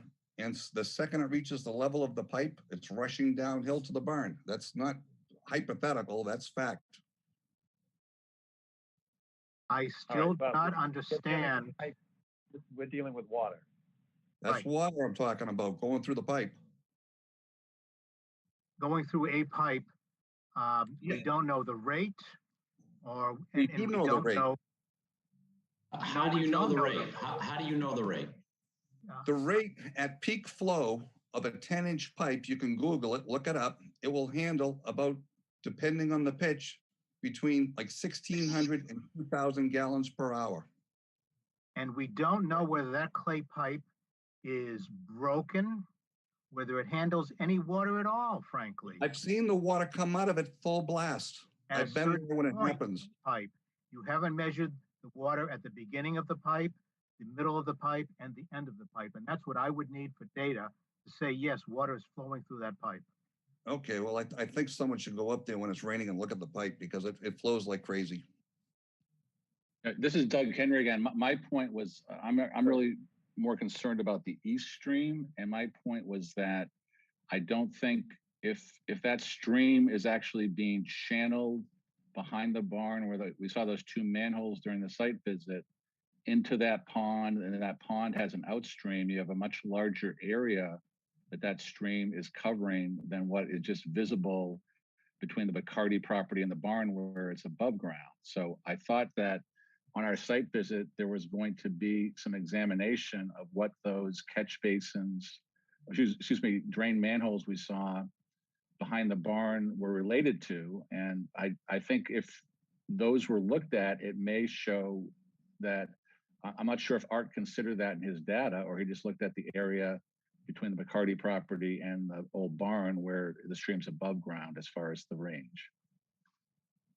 I think that the right thing to do might be place a weir at the outlet of the pond and measure that.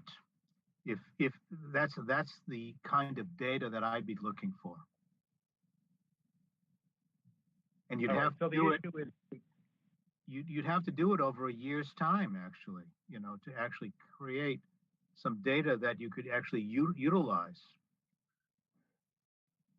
I think at this juncture, and I am looking at the time, and we've got other significant issues on the agenda tonight, and I don't want to, and I will not cut anybody off, but we must deal with the data that we have. Right. And I'm not sure, other than, as Steve, you just said, monitoring it over the next year. I don't think that's appropriate to hold up a vote on the data that we have. I would agree. We've been asked for a snapshot in time. What's the resource area delineation now. And if something comes up, data is suggested later on that would warrant a reconsideration, then we could certainly do that. But the data that we have now would suggest that it is an intermittent stream. And putting that aside for the moment, I haven't heard anyone suggest that the mechanism of delineating the resource areas, the model that was used, I've not heard anything about lack of reliability or accuracy. If I'm wrong, then please tell me, because right now I'm looking at data that appears to have been properly presented to us, and it appears to be reliable. And if that's true, then we should, I think, consider voting on whether or not the resource areas have been accurately delineated. That's separate and distinct with, approving the test pits, but at least with the accuracy of the delineation, I think it's appropriate. Unless it's contrary data, I think we should move to a vote. John, is the request, does the request include the delineation of the different types of resource areas? I think this is still not clear to me. So Steve, can you answer that? I think that is land under water and bank, which are resources that would be present either whether the resource area is perennial or intermittent, are those being included? And if not, does that preclude us from applying jurisdiction in the future? I don't, as Art said, he's not asking for LUW and bank to be acted on in this meeting. Is that correct, Art? Yes, that's correct. Thanks. But he is asking us to make a determination, intermittent or perennial. Yes. And that goes back to Scott's question. Is it on the form that has been checked off? Did they ask for it or not? There's no check off on the form. It's just presented on the plan. The form does not have a check off on the ANRAD. Mr. Chairman, if I may, I believe the form does allow the applicant to file for land underwater and then, as a more detailed description, determine whether that land underwater is perennial or intermittent. My understanding is they have not asked for that. So procedurally, I don't believe that's before you tonight. Well, I take a little bit different approach. I don't think it's necessary to approve the resource area that I know we have been asked to do. I don't think that necessarily includes a determination as to intermittent or perennial. I would agree. I don't think that's before you tonight. I think they're asking for BVW. At a future meeting, we could discuss whether it's perennial or intermittent. I agree with you. Would that inhibit, in terms of the test pits and moving forward with your plans, if we did not make the decision as to whether or not it was perennial or intermittent, I don't think that's going to slow you down. Am I correct on that? Ned, I don't know if that question goes to you. The only difference to us is that it's 100 feet or 200 feet. To some extent, it doesn't matter. There are performance standards. We permit things all the time within the 200-foot zone. There are different performance standards. I don't know enough about this area, John, to answer that question directly. I know that the test pits are necessary to move forward, and I think that's something that everybody agrees should happen.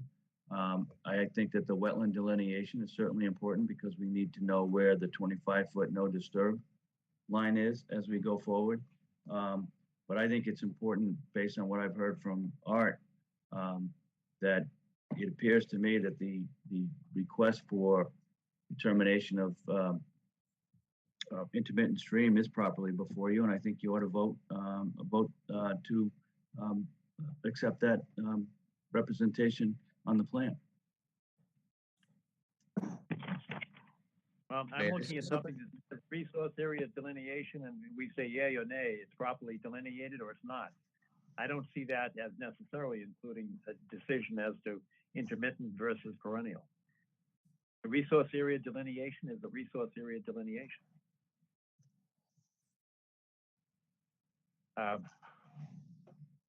Right, so we do need to move this on. The simple one, let's take the simple one first, and that is, Steve, you'll have to help me out on this because I'm just looking at the agenda and not the original abbreviated notice of resource area delineation. I'm on 8. Is 8 the test pit, or is that 7? That is 7, I believe. Yes, and the ANRAD is number 8. That's number 7. All right, so let's take 7 first, and that appears to be request for determination of applicability, which I think appears. I think there's a consensus even among the abutters and neighbors and friends and citizens that the test pits should go forward. So that would appear that the appropriate motion would be to issue a negative determination with the typical protections that we have, and to move forward with the test pit analysis. I will move accordingly, John. I had my hand up. Could I speak? Of course, I can't see. I apologize. Yeah, I mean, well, Scott and Doug can't also have their hands up, and someone should speak up that they have their hands up. I wanted just to make one point on the test pit, following up on what Gene Irwin said. We've been talking among the neighbors, and they are very concerned about whether there is any contamination on the site, on any part of the site, because it's a public health issue. So since they will be doing the test pits, would it be possible to do an additional one or move the one that's closest to the pile of cement, which brought up the whole issue of, is there some kind of an oil spill being hidden underneath it? Could we have one test pit done very close to that site? Because they're going to be doing all these test pits anyway, so it makes sense to do it at this time. And I think it's a reasonable request, and that's all I wanted to ask for. And I'm sorry, this is Ella Wells. I live on Highland Street, and I'm a direct abutter to this property. Thank you, Ms. Wells. Todd, you had a statement? Yeah, they already did an environmental impact study on the bond. They did an impact study on what? The pond? On the barn. They already did an environmental impact study. Yeah, but that's not there what the was cement nothing. is. The cement is not is not part of the barn. That's not my understanding. My understanding, it's behind where the former house used to be that was demolished. Again, that is correct. Again, we're only considering the essentially the areas of resource area delineation. Now, I understand that I just moved back to the other issue, not the test pit, but now trying to go back, and I know some of the test pits were moved in deference to the pond being in a potential vernal pool. Would that affect this area where the cement is? If I could just interject here that, we're proposing to dig test pits to gather data for the basis of designing stormwater management systems. To dig a test pit and assess it for potential contaminants is a completely different thing. You'd need to go out there with, equipment that would sense vapors. You'd need to collect soil samples. Our staff, that's not what we do. So, to just dig a test pit, we're not qualified to evaluate it for potential contaminations. We're not. So I think that's a different scope of work completely. And it's not what we're proposing as part of this RDA. I agree, Paul. And I don't think that's before us. And it may end up being before us if there's a permit to, construct something in that area. And it's a valid concern, but I don't think it's before us tonight. There are other hands, I can't see them. So Steve, you might have to identify who else would like to speak. I think Doug's hand was up. Is that correct? It's down now. Okay. And Scott, did you have your hand up? No, I'm good. Thank you, Steve. I'm sorry, I don't know anybody. I don't see any other hands up on my Hi, side. if I may, this is Ned. I think we agreed that as a condition of the test pits that we would install monitoring wells and provide monthly reports. So you ought to make that as part of your motion. Correct. Perfect. Hi, Yeah, this is thank Gene you. Irwin. Can you hear me? Hello? Who is it? Gene Irwin. Yes, Gene. Hi, Gotta just go for the, right to the motion. Go ahead. thank you. And I just want to clarify for the record, I'm not aware, and I'm pretty well in tune with most of my neighbors, of any neighbor who's in favor of these test pits at this time. And I just want that on the record. If there is some neighbor who is in favor of these test pits, please speak up now. Thank you. All right, thanks. And I may have misspoken with that, Gene. No I worries. just thought there was consensus. It may, There isn't, maybe just there's a- no consensus over here. We're not in favor of this. All right, I understand. Thank you. So, Arthur, you want to go back? I think you had made a motion, and I think there was a friendly amendment from Ned Cochran that it include the monitoring wells and test results to be provided monthly. That's correct, Mr. Chairman, and I intended for that to be included in the motion since it had been discussed without much debate by any party earlier in the conversation. All right, fair enough. Is there a second to that motion? Aye. Todd, thank you for the second. Any discussion among commission members? Hearing none, John, all in favor, say John, aye. Yeah, I'm John. sorry, there is discussion. Yeah. Yep, John, I was not on the site walk, so I'm not sure I can vote.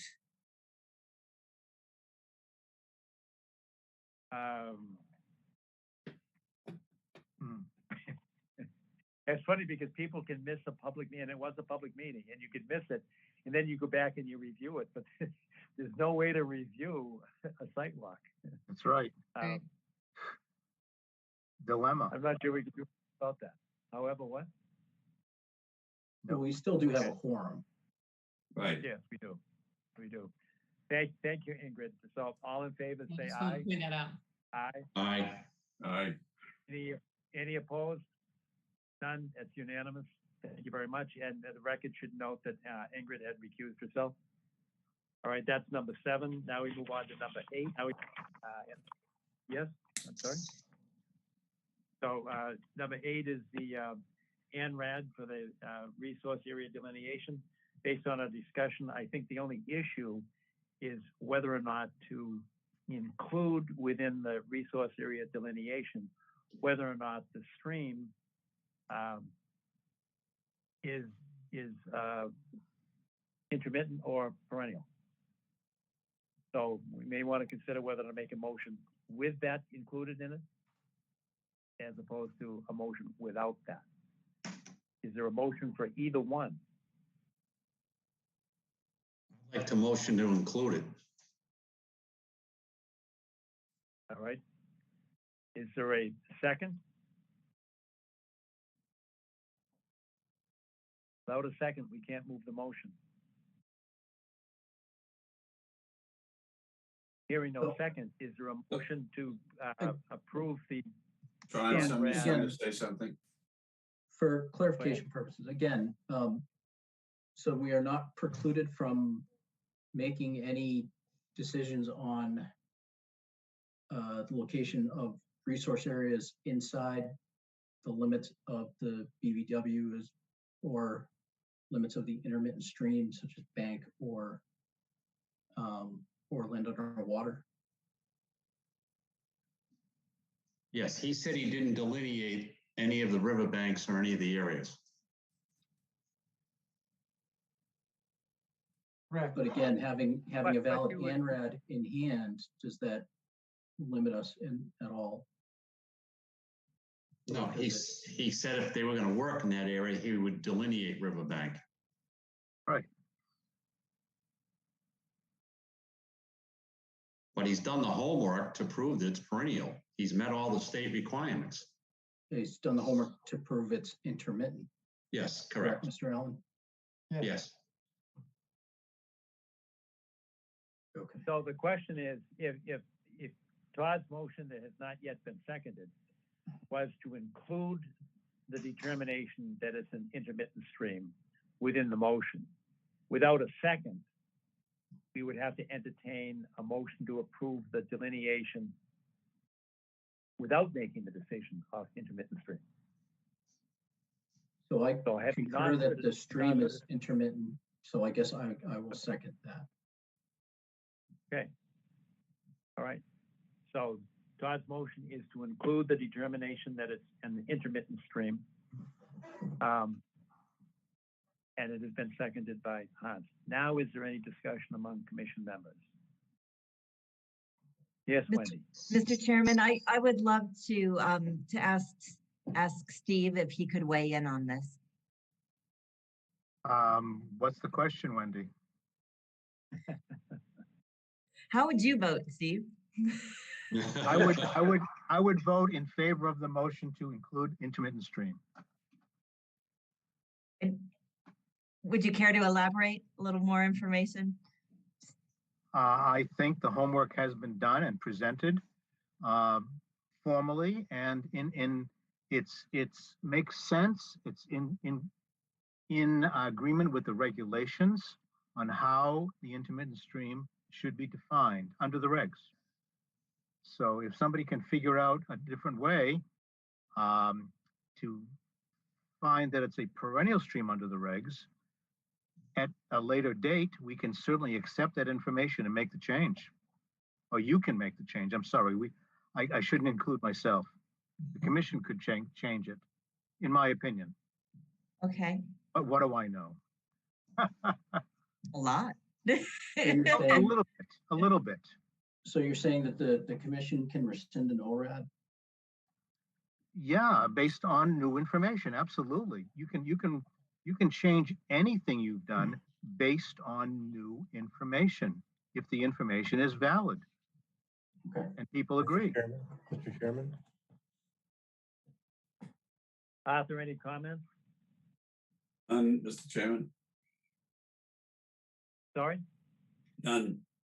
Ms. Scott has comments, and so does Thomas Palmer. They both have their hands up. Yeah, but we're now in the middle of a vote, so the discussion is limited to the commission members at this juncture. Right. That's why I asked for the comments before the motion was made. Once the motion is made and seconded, the discussion is limited to commission members.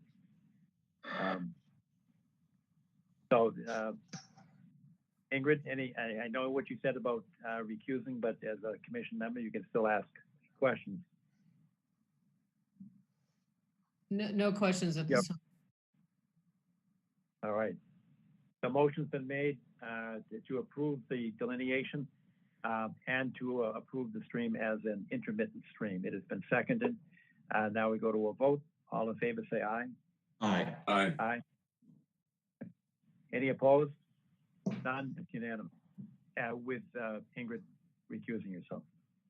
All right. Thank you very much. I appreciate that.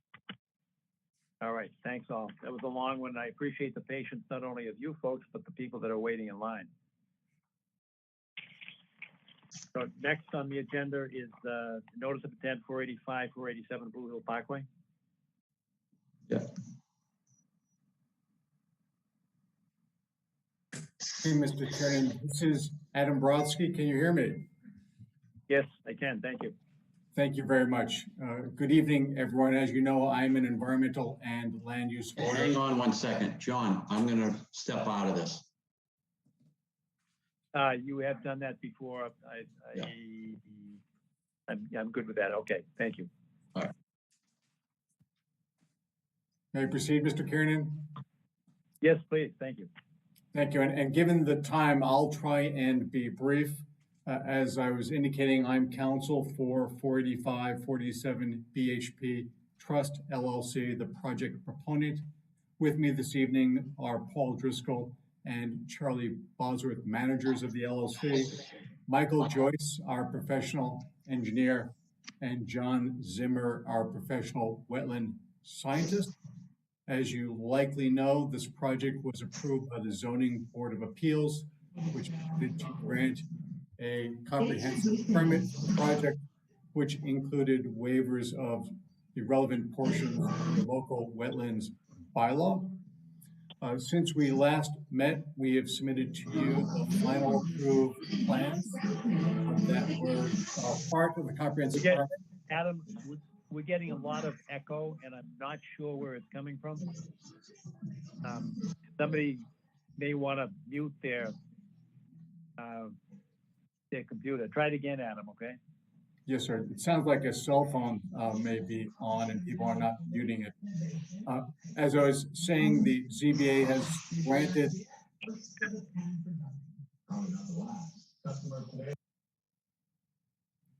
Excellent. I think that solved the problem, Mr. Kiernan.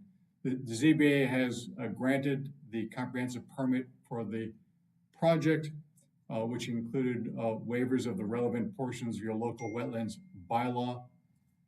We have presented to the commission the final plan set, as well as a restoration plan that was prepared by Mr. Zimmer to offer essentially mitigation for impacts to buffer zone. You will recall that this is a buffer zone project. Both Mr. Joyce and Mr. Zimmer are here to answer any questions regarding the project or the restoration plan, but we're looking this evening for the commission to, if appropriate, close the public hearing and vote to grant an order of conditions approving the project. Thank you, sir.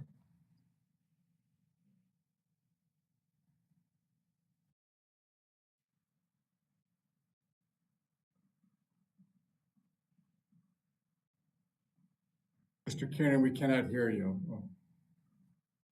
Right, I'm using a phone. I didn't know if it was my cell phone.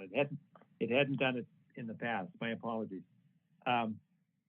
What I was suggesting is I did read your mitigation plan, and just for the benefit of the public, can you describe what it is within the buffer area and where it is?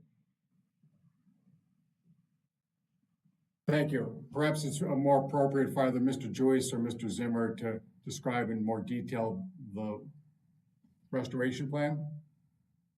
Yes, thank you. Sure, I can do that. This is John Zimmer with South River Environmental. The restoration plan was in response to Mr. Ivis's comments regarding the historic fill and debris that's on the adjacent property. So what we were doing was developing a plan to remove some of that existing debris and fill and restore it with native vegetation, including species that do well within the buffer zone to a bordering vegetated wetland. So there is some minor grading associated with that to remove the material and reestablish the natural grade, and then a series of tree and shrub plantings within the area to reestablish that native vegetation. One of Steve's comments on the plan was to include an invasive species management plan, which we are happy to do and can do so, potentially as a special condition to the permit. It's easy enough to pull together and something we could submit to the commission prior to the start of work. The commission members were out, and the land, and for the public's benefit, the land that we're talking about is actually deeded to the Conservation Commission. So it's our land, and we were stunned to see that there were I-beams there, pieces of old cars, a trailer, and we don't know where it came from, but some of it appeared to have been there for a very, very long period of time. So we're actually grateful that the applicant is willing to go in and clean that up. I mean, it's certainly a public service. I think it's very important to the town, and it's most important to the Conservation Commission. And now that you're in a public service mood, I'm going to ask you for something else. When we first put our comments together, back when you folks were before the Housing Eligibility Committee, we talked about public access to Folks Pond, and you have responded to that by providing a pathway to the pond for the public. You provided parking spaces to do that as well, all of which was in conformance with our request. I think we put on our wish list that we're trying to allow people to circumnavigate the pond. And at the Cannon Avenue end, where I think we're going to need a bridge there. And that may be pie in the sky, but there is something very simple that I think the applicant could do. And that is at the existing bridge.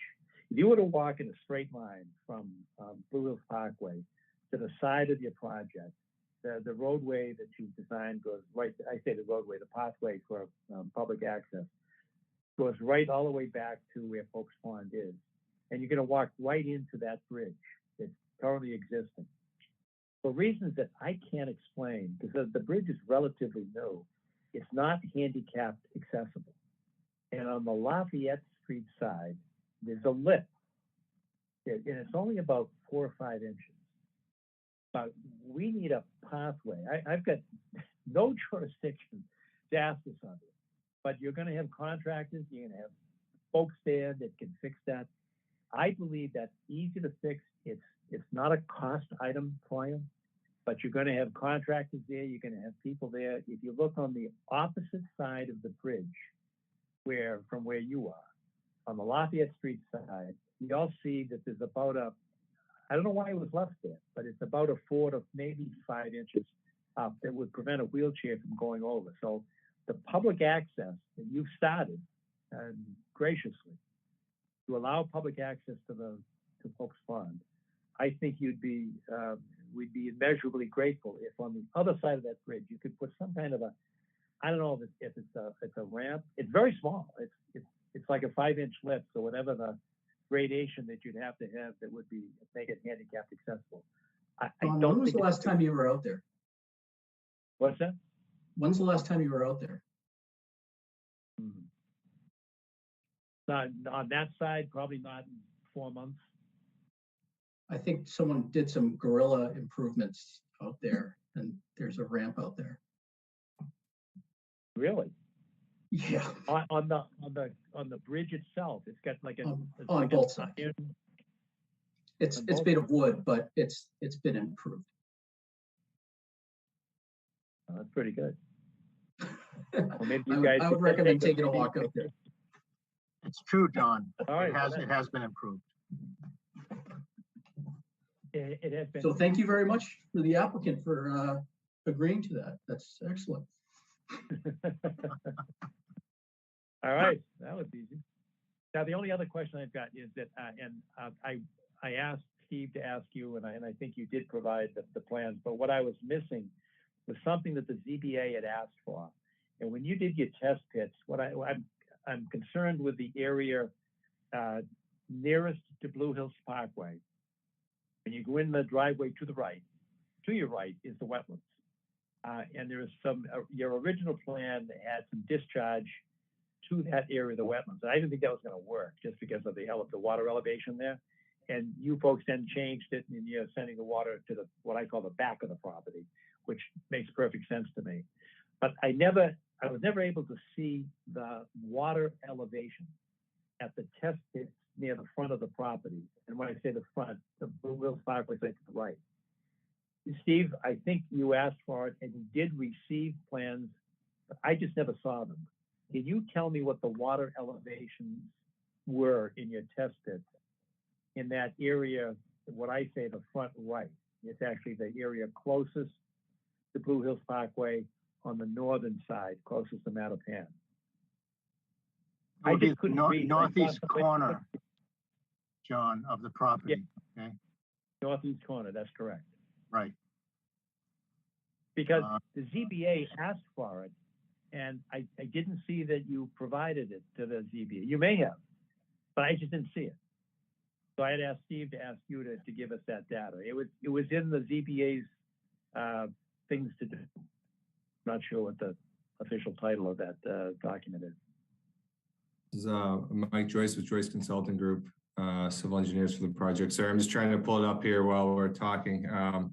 So we performed 3 test pits in the front of the property. The closest one to that, I guess, where the proposed driveway is coming in, the elevation of the groundwater below grade was approximately 3 feet, And then actually, as you went further into the site, the groundwater actually got lower. It was kind of interesting. The soils were somewhat different between the two pits, but they're both relatively sandy. I hope that helps. It does, because I couldn't read it on the plan that I had. It almost looked like it was there, but it was just, I couldn't get it. Steve, did you receive the documents? Yes, I sure did, and I just looked for it and I could not find it, but that doesn't mean anything. That doesn't mean I don't have it somewhere. Okay, but I'm sure I looked at it, and I'm sure Michael Joyce detailed exactly what I saw. It went, the water level went down as you went toward the pond. Mr. Kiernan, this is Adam Brofsky. All of that was submitted early on in the permitting process, and I recognize that you have reams of plans. Yes. It is all there. All right. The last one I went to look for, I just couldn't read it. It was too small. Yeah. All right, but no, I understand. My original problem with that is I didn't think it was going to take the water in that direction. But yeah, you changed the design, and I think it worked by sending it to the property. Mm-hmm. That's correct. The stormwater management system was redesigned, and that should no longer be a concern. Okay. One other issue, I think you've addressed this, but this public meeting and it's supposed to do snow removal where you're going to what chemicals you're going to use and not use. I'm sorry, Mr. Kiernan, I couldn't understand you. Your telephone cut out. Okay. I'm interested in the maintenance and operation plan for snow removal and chemicals. There's a lot of wetland resource area around there, and we're concerned that the snow not be deposited, especially if it's treated snow, into the wetland area. So we do have a snow management area. I know you have the management, and I've seen it. Okay. But because it's a public meeting, that I just wanted the public to know what your plans are. Okay, so yep. So what we're proposing to do with the snow is we have an area to the back, kind of center of the property, outside of the buffer zones where we're proposing to store the snow, and that snow actually the melt would go into the sediment forebay and be treated through the sediment forebay before anything was discharged off site. And what about the use of chemicals? I'll have to refer to the applicant on that, or Charlie.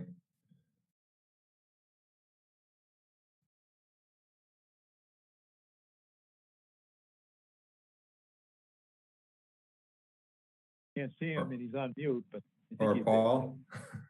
So Mr. Kiernan, is your concern regarding the use of snow melt and similar de-icing chemicals? It is exactly that. Mr. Chairman, it's Charlie Bosworth.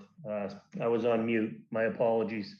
Does the board have guidelines that they would request that the snow removal contractor implore when they perform the work? The standard procedure for us would be a sand and salt mix. But if there's something that the board would prefer, we can put that in the conditions. There is Ingrid from a chemical perspective. Can you weigh in on this?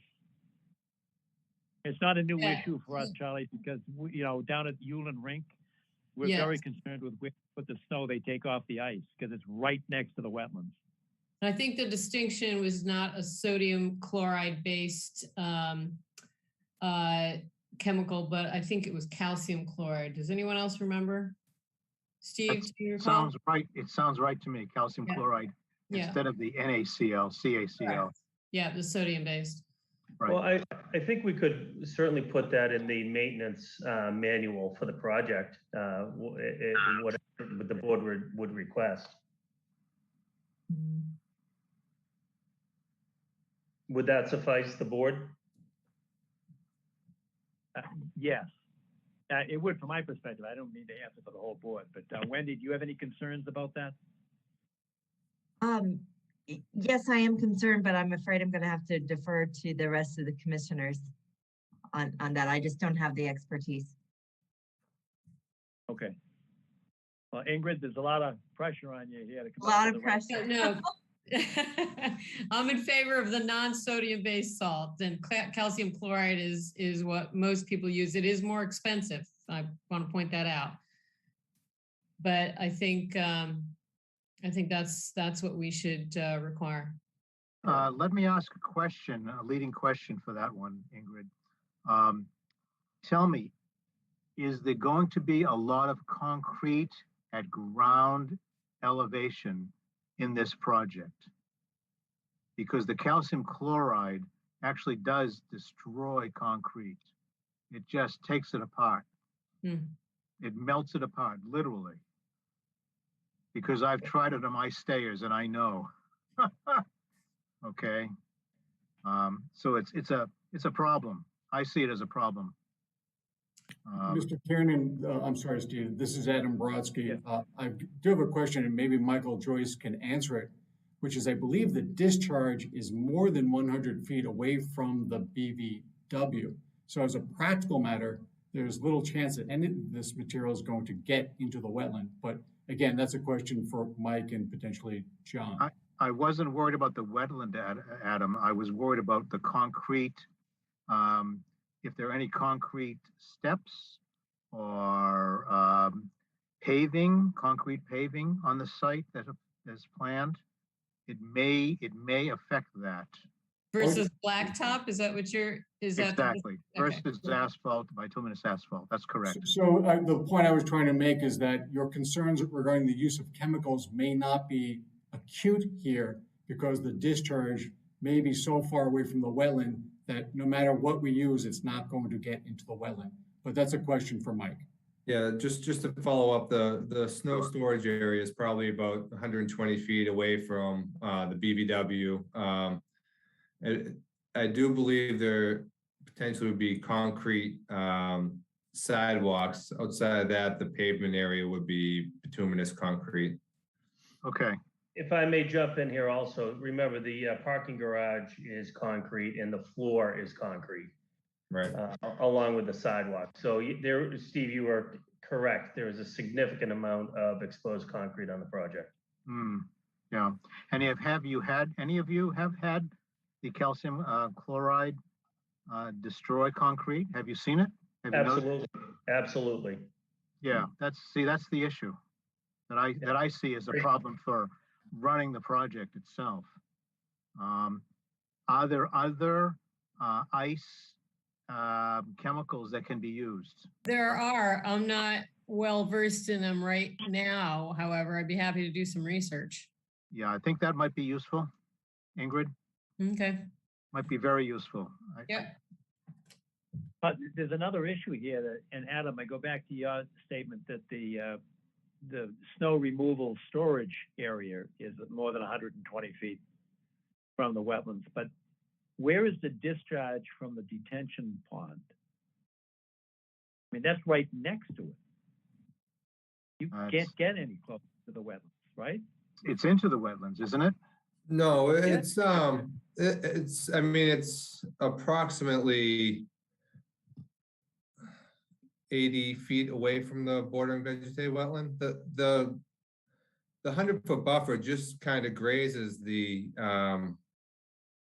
basically the edge, the right-hand driveway is more or less where the buffer is, the 100-foot buffer.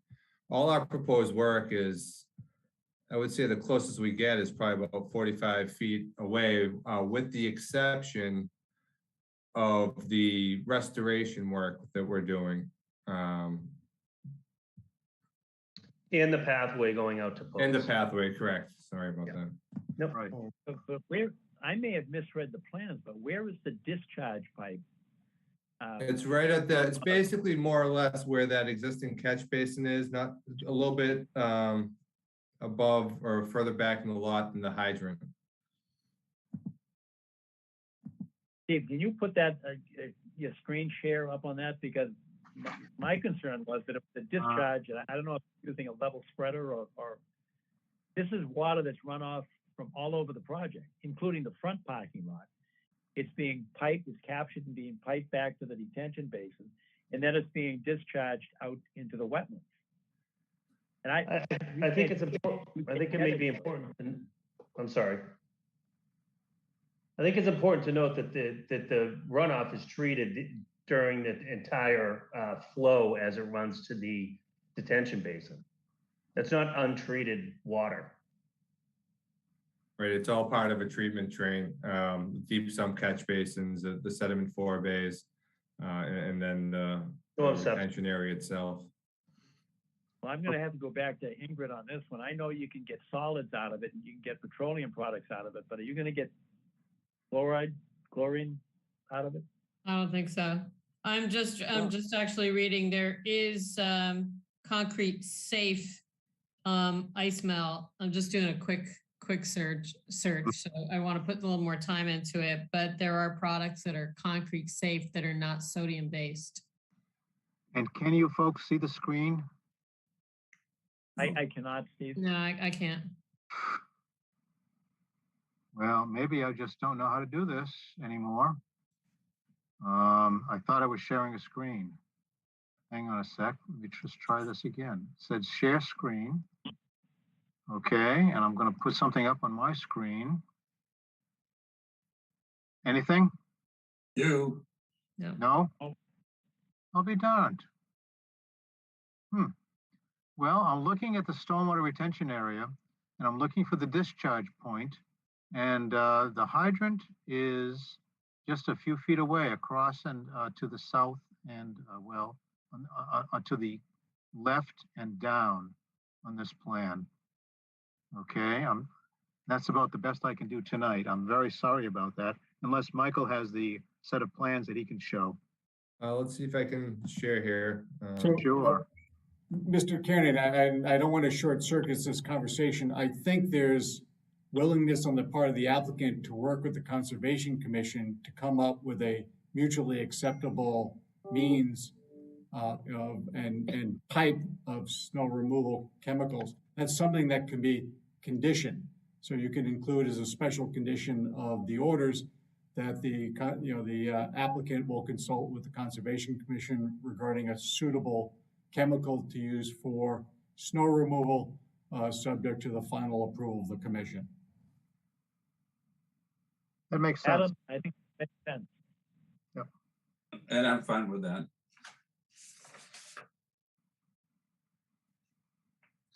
All right, other questions from other commissioners? I mean, we've had a number of public meetings on this, so we've looked at the plans in the past. We've all been to the site many times. And it was a long and detailed project for you to get through the ZBA. And we've had a chance to watch it as it progressed.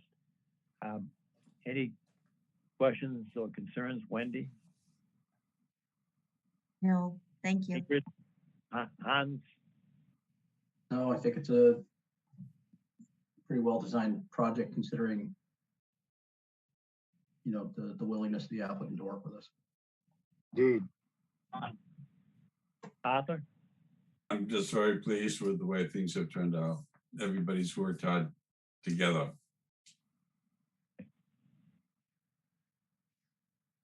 All right, other members of the public or abutters or other members of the citizenry that have a question or would like to make a comment? You're getting late. Nobody's there. All right, well, this is and I know you would like to close the hearing. The only outstanding issue we've got is how to control chemical runoff. And can you actually help me out? Because I did find the project, and you might be able, the document that I was looking for. But if you look at the G4, I don't know, Paul or Mike, you can call that up. I'm looking at G4, and I'm looking at the stormwater detention area.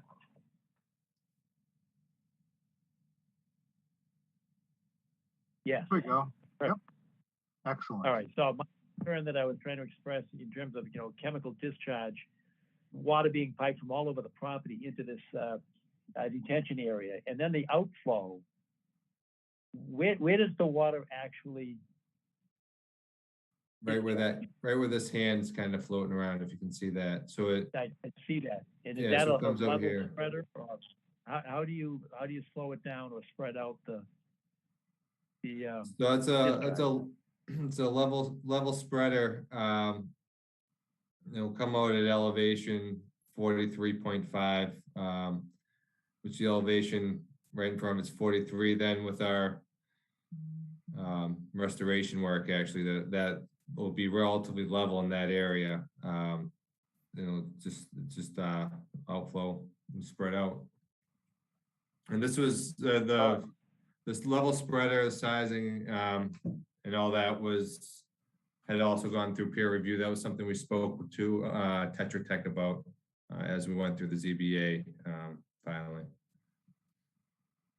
All right. Well, that was the area of my concern with dumping water or discharging water into a pretty sensitive area there. Is the water completely discharged on your property, or is it on our property where the discharge actually takes place? The discharge takes place on our property, then flows. It's basically designed to mimic, that was kind of the general low point. They'll flow towards that catch basin, relatively low area. So that it's basically designed to outlet exactly where it kind of flowed to previously. So it mimics existing conditions design, and all the flows and volumes are reduced from the original, the existing conditions. In addition to that, all the stormwater, as we mentioned before, is treated by a series of deep sump catch basins, and then the sediment forebay, and it even settles out a little bit more in that stormwater retention area prior to flowing offsite. And Mike, could you tell us how far that level spreader is from the nearest wetland flag? Wetland flag, I think it's B10, if I'm not mistaken. Yeah, Prox. I don't know that I can do that here, but I can give you that information. Just not. I mean, it looks to be about 80 feet.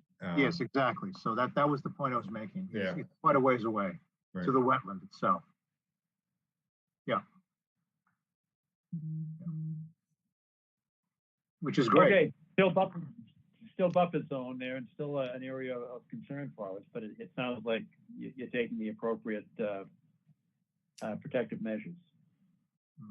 But I do worry about the chemicals that may not be picked up by some of the cleaning processes, and that's our concern. So that it sounds like it would be acceptable to you folks if we made a condition of our approval of an order of conditions that it would be subject to our approval of the O&M plan for the discharge of the water.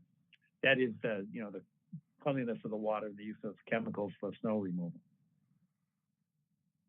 Am I reading you correctly? Mr. Karen, that's correct. All right. That's Are the there O&M any plan other that's associated with the concerns? stormwater management system. Yes. Okay, just checking them, make sure we're clear. Okay. All right. Well, with that, if no further questions or concerns, then I think we can bring this to a vote to consider issuing an order of conditions. Yes? Hearing no opposition, I will entertain a motion to approve an order of conditions with our usual boilerplate.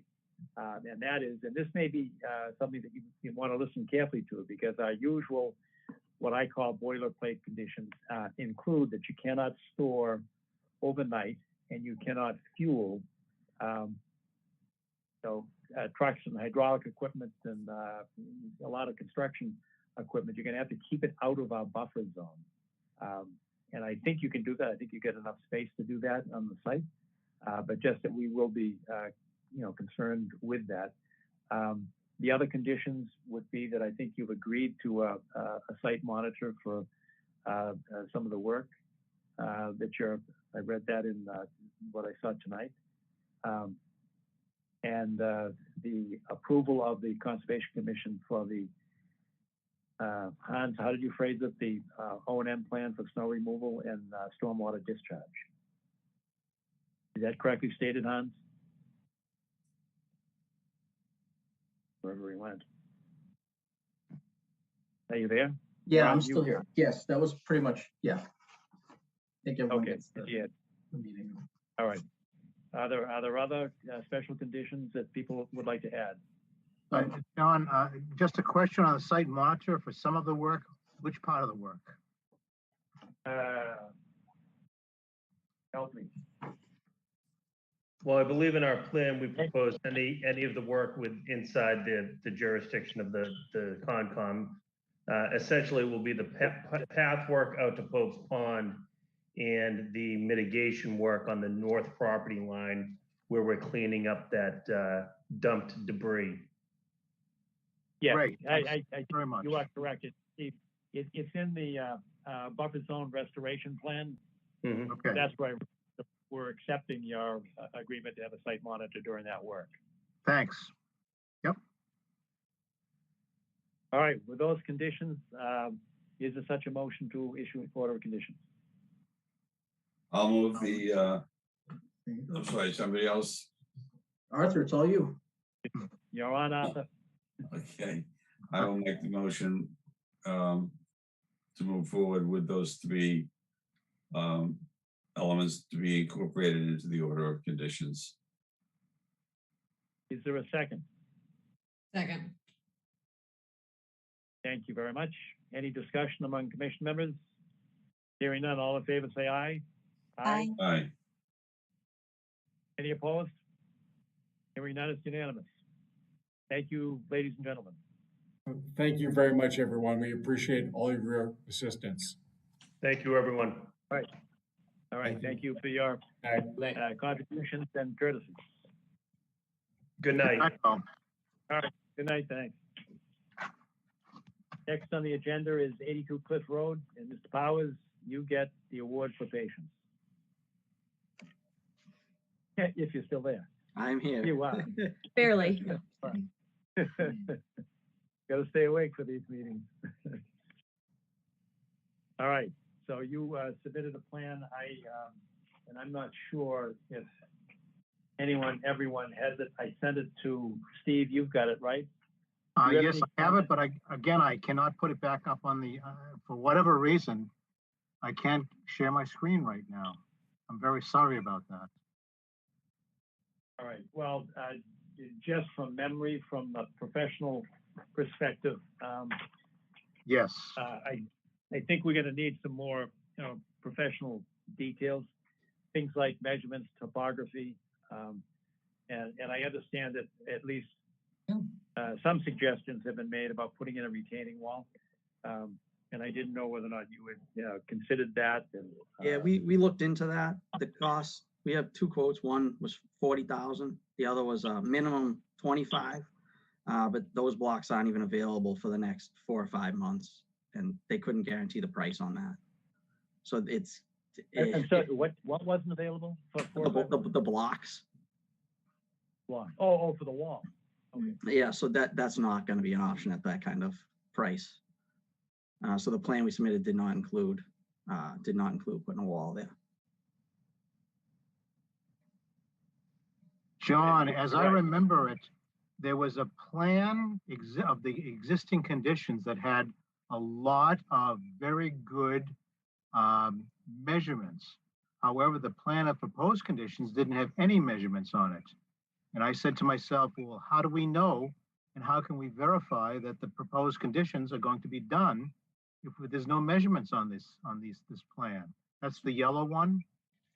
My second plan had a ton of measurements on it that I took.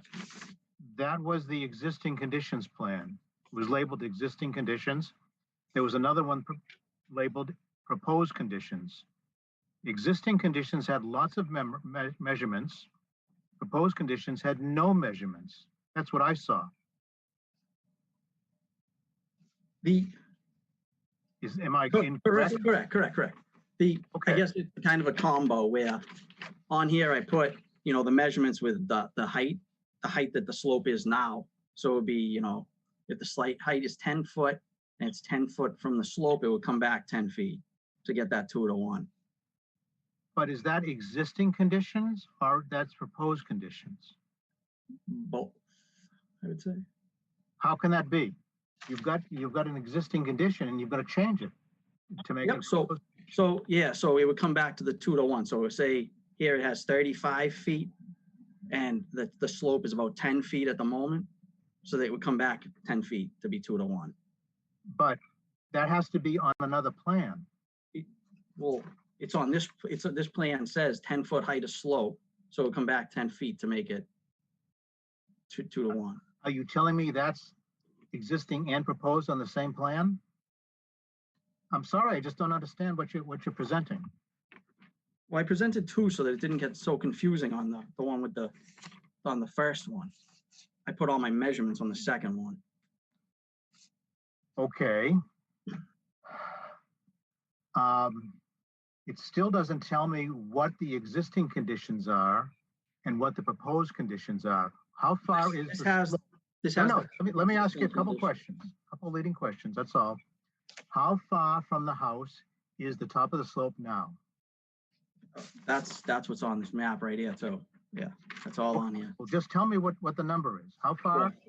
So 68 feet, 50 feet, 46 feet, 40 feet, 35 feet. There's a bunch of measurements on there.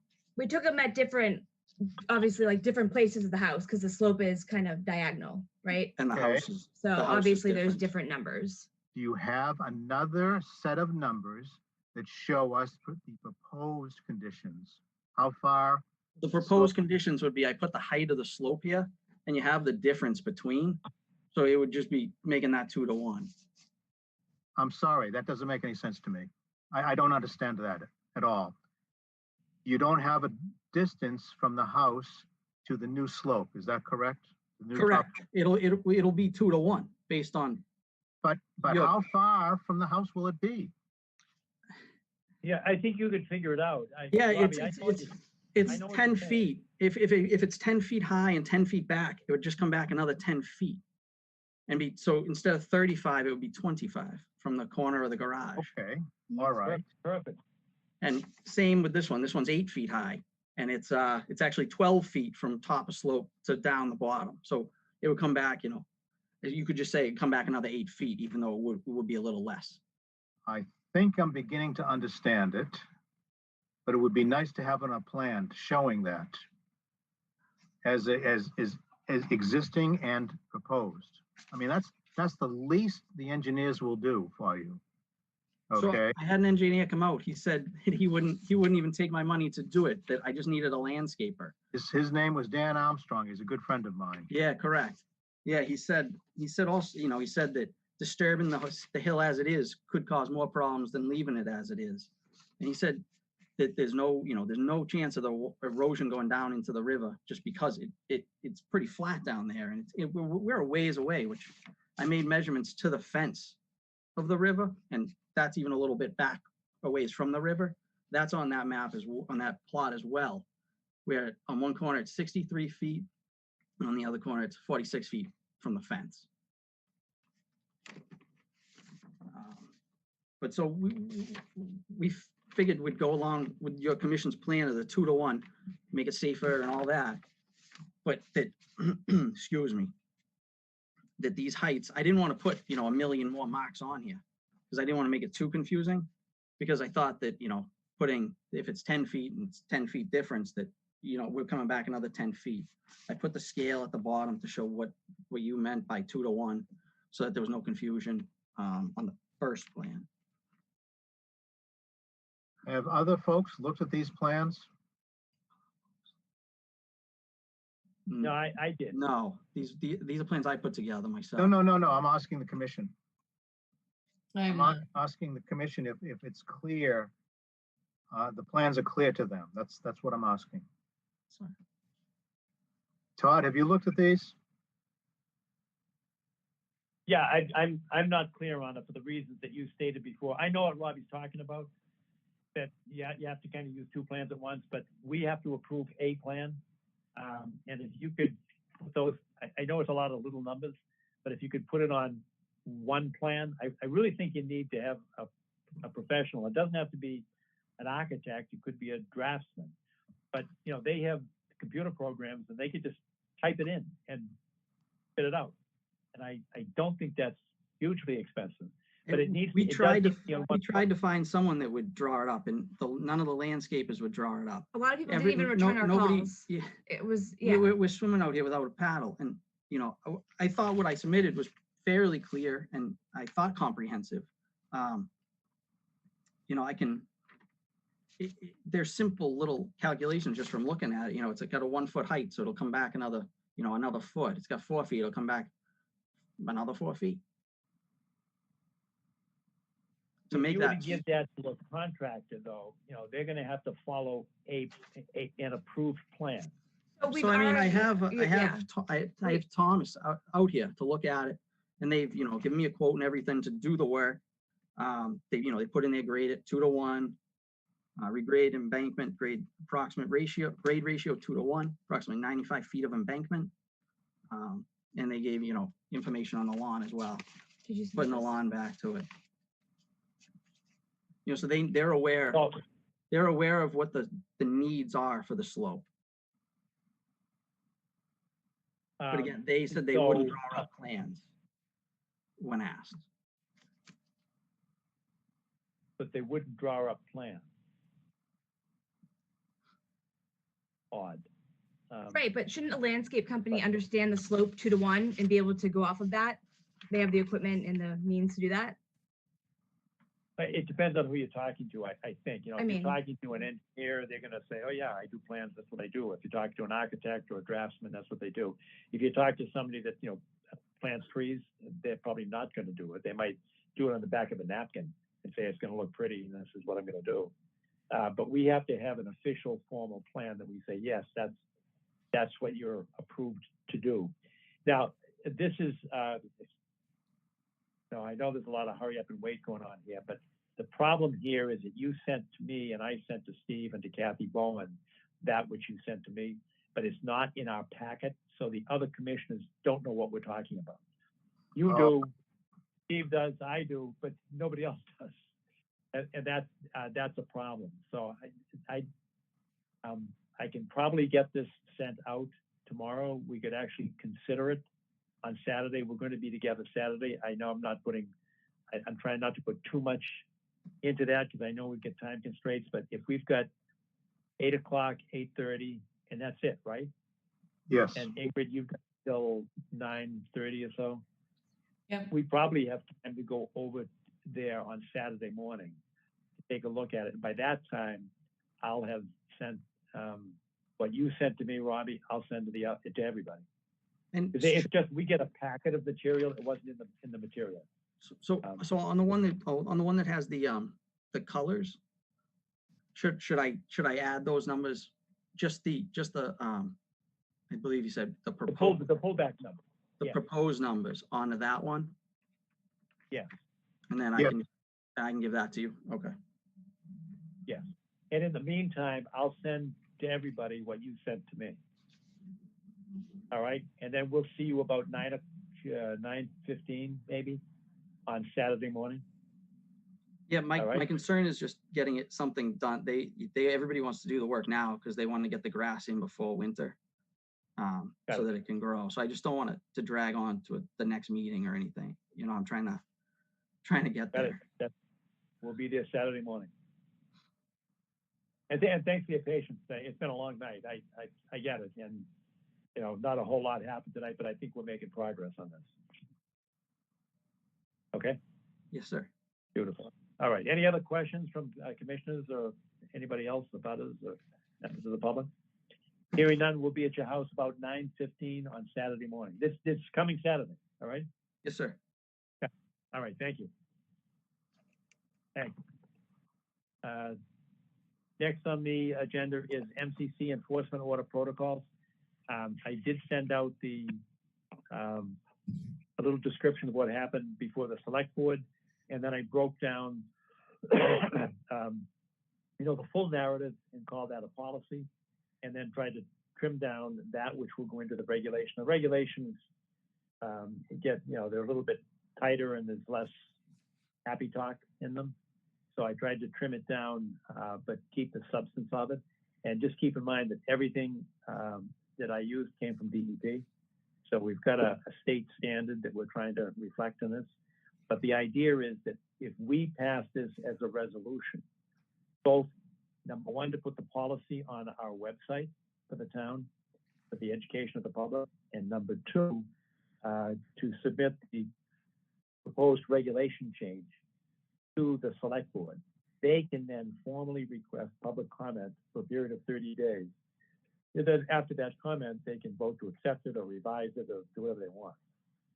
But I think we have to start the ball by passing it as a resolution and a request that the select board approve these two documents. One is our policy to put on the website, and two as a regulation change.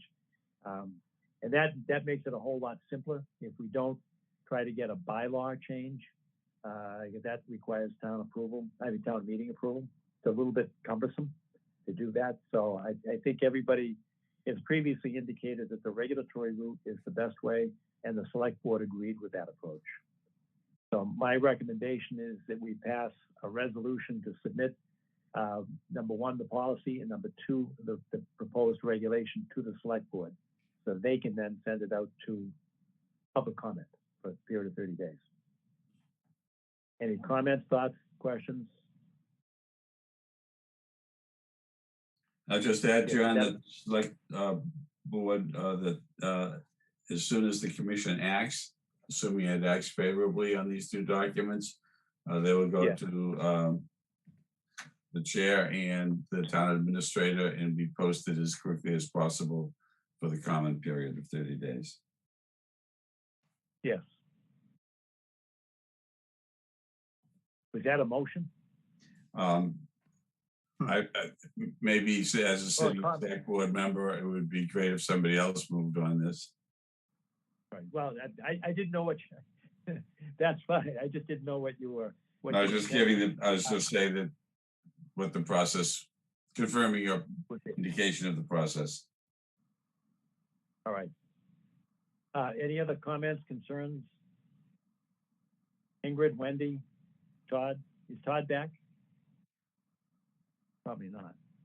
I can't call him because I'm talking to you on my phone. Ingrid, any thoughts? No, I need to review it carefully. I just took a quick glance at it, so but I think okay. the mechanism I agree with, absolutely. Okay, well, you don't want to get rushed into this because it's, we're going to formalize it. So we could kick this over until Saturday if you want a chance to review it. Yeah, that would be great. That'd be great. Wendy, is that good with you? Sounds good. Yes? Oh, yes. Yes. Okay. All right. Todd's not there. Steve, you're available Saturday, right? Yes, I am. Okay. And everybody's got a copy of this in your packet, so it'll be ready to go on Saturday morning. Yep. Right? Okay. Last thing on the agenda is number 12, and that's information about the EPA. I think that's in our packet, is it not? Yes. Yeah. That's all. That's really all good news. Yeah, we should probably do what? Pass a resolution to support this and congratulate everybody that being on the Superfund national priorities list is a big deal. It takes years and years and years, but when it finally comes through, it's huge money. Yes, and it is. Trying to clean a river is pretty expensive stuff. Yeah. Arthur, do we need a resolution to do anything to applaud or congratulate everybody? I think it's an acknowledgement that extends appreciation would be in order. I don't think it's required, but it would be very nice to have on the record. Right, so then, would you propose a resolution to commend the EPA and the state officials who have supported this proposal, and we commend the EPA for approving our position on that, not our position, but the placement of the Neponset River, the lower Neponset River on the Superfund priorities list. I certainly would move accordingly, Mr. Chairman, and would also copy other appropriate parties such as the Neponset Watershed, City of Boston, Milton Select Board. And put it on our website. Yeah. Okay. That sounds like a motion. Is there a second to that? Second. Thanks. Any discussion? Hearing none, all in favor, say aye. Aye. Aye. Unanimous. All right. That is it. Mr. Cannon? The midnight clock? Yeah. Mr. Cannon, Yeah. excuse me, it's Robert Powers. Yeah, I just wanted to bring Yes, up sir. that the EPA is holding a virtual meeting on this on the 5th, a public meeting to review the designation before they, for the proposed addition to the list.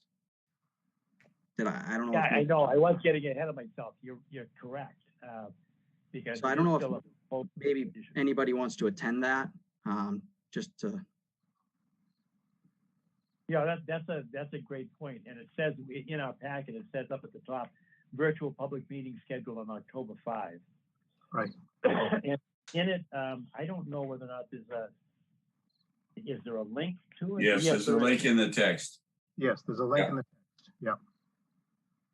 In fact, there are several links on the second page that would be helpful to all parties. Yeah, that's perfect. There's know, also an and open public comment period. I don't know if the commission may be willing to submit, a statement to them for that public comment due in November. More than the resolution that we just inarticulately stated. Yeah, more than, I yeah, didn't, just a thank you, yeah. Yeah, that's, I know you're right, and it's a good point. And we have, just wondering if there's any way that we could measure the progress. You know, the new EPA regs that actually cost the town some money, but we have to inspect and monitor and improve all of the point discharges into the Neponset River. And the town has actually put some effort into that. And Arthur, I don't know if Hillary from her past experience would know about it, but Erica DiDonato. We can consult with Erica. Yeah. What's that? We can consult with Erica. Yeah, because I think she would have a record of actually what's been done in the town to improve the water quality that's going into the deposit. And then we could, encourage, I don't know, more of that. This whole Algerine, and I know Jerry's not here, so he'll have to forgive me for bringing up Algerine Corner. But that's one of the processes that the town is going through to improve point discharge into waters that feed the Neponset. That's the whole idea of the state money behind that. But isn't that, Mr. Chairman, mixing apples and oranges a little bit? I thought we wanted to address this specific, excuse me, EPA proposal. Well, it is, but I think, we're all kind of rowing in the same direction. And I think we need to say that the town is concerned with it. We're so concerned that, we put X number of dollars into trying to improve the water quality, but we know it's still testing poorly. And we know there are PCBs buried behind every dam in the Neponset River. And it's going to cost a fortune to pull those PCBs out of there. And we should acknowledge, the resource that we've got, including the smelt hatchery right at the Adams Street Bridge. And those are the kinds of things that I think we have to highlight. And that would point to the need to get on the priorities list. I don't know, Robbie, do you have any other thoughts in terms of what we could do to support this effort? Yeah, that sounds wonderful. And And then, maybe about opening it up to recreation more than it is with the dams, blocking it off at the current time. If, the recreation that could come and, maybe bring up to where the path has been built there. The town's trying to, work with, government agencies and get access to the river increased. Yes. No, I'm not saying yes, just socially. I'm agreeing with you because I know that we've actually approved a couple of permits over the years for canoe launching. We did one up by Paul's Bridge. We've done one down by Truman Highway. We've had a couple of them. Because right now, in between the dams, it's sort of a dead zone. There's not as much access. There's no. I don't think there's any fish to speak of. They're up or down stream. Yeah, I agree. And I know there's a lot of talk about putting fish ladders in. I mean, there was a big talk, 10, 15 years ago about blowing up the dams. But that would release all the PCBs that have accumulated behind them. And that's a real problem. That's what this Superfund cleanup is supposed to do.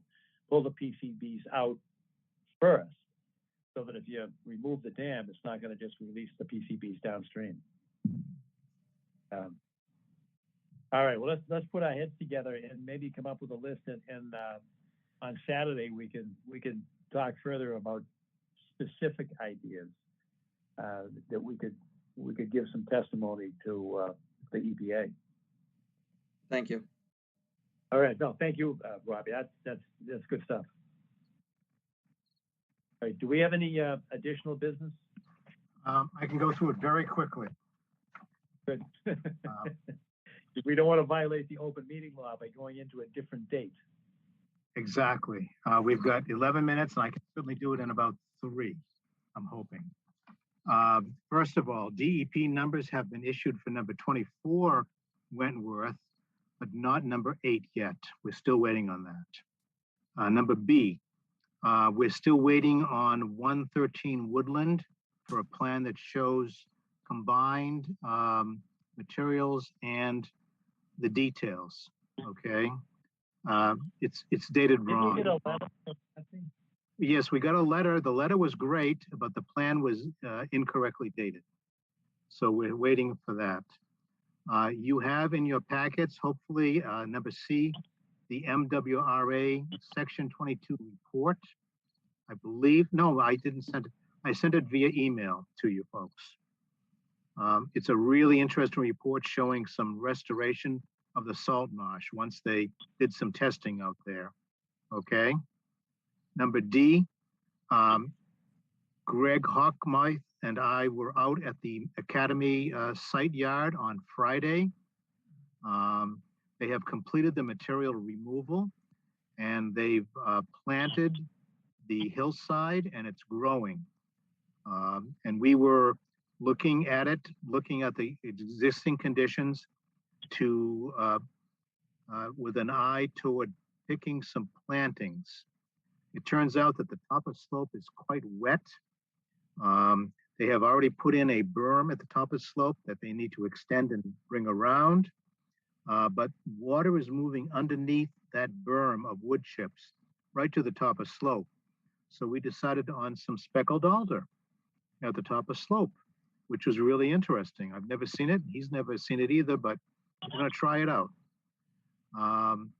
And then there's a public hearing about a cluster development from the planning board, changing evidently grass pavers to grass path in the Wentworth Farms development. And those are the 5 items that I had. How do you like that? Pretty good. Good. What's the last one? I've got it in my hand, but I don't understand it. Right. They want to change the requirement from grass pavers, which I don't know what it is, to just grass in that development. Oh, okay. Pathway. I think they just want to change the consistency of the pathway surface. That's my guess. But it's a planning board issue. It's not conservation necessarily, but it's It's a Board of Appeals issue. All right, good. All right. Thank you very much, Steve. Anything else? Not from me. Anybody Not at else? all. Thank you very much. It's a long. Indeed. Good night, all. All right, good night. Thanks. Yep. Good night, Adjourned. everybody. Good night. See you tomorrow, Wendy.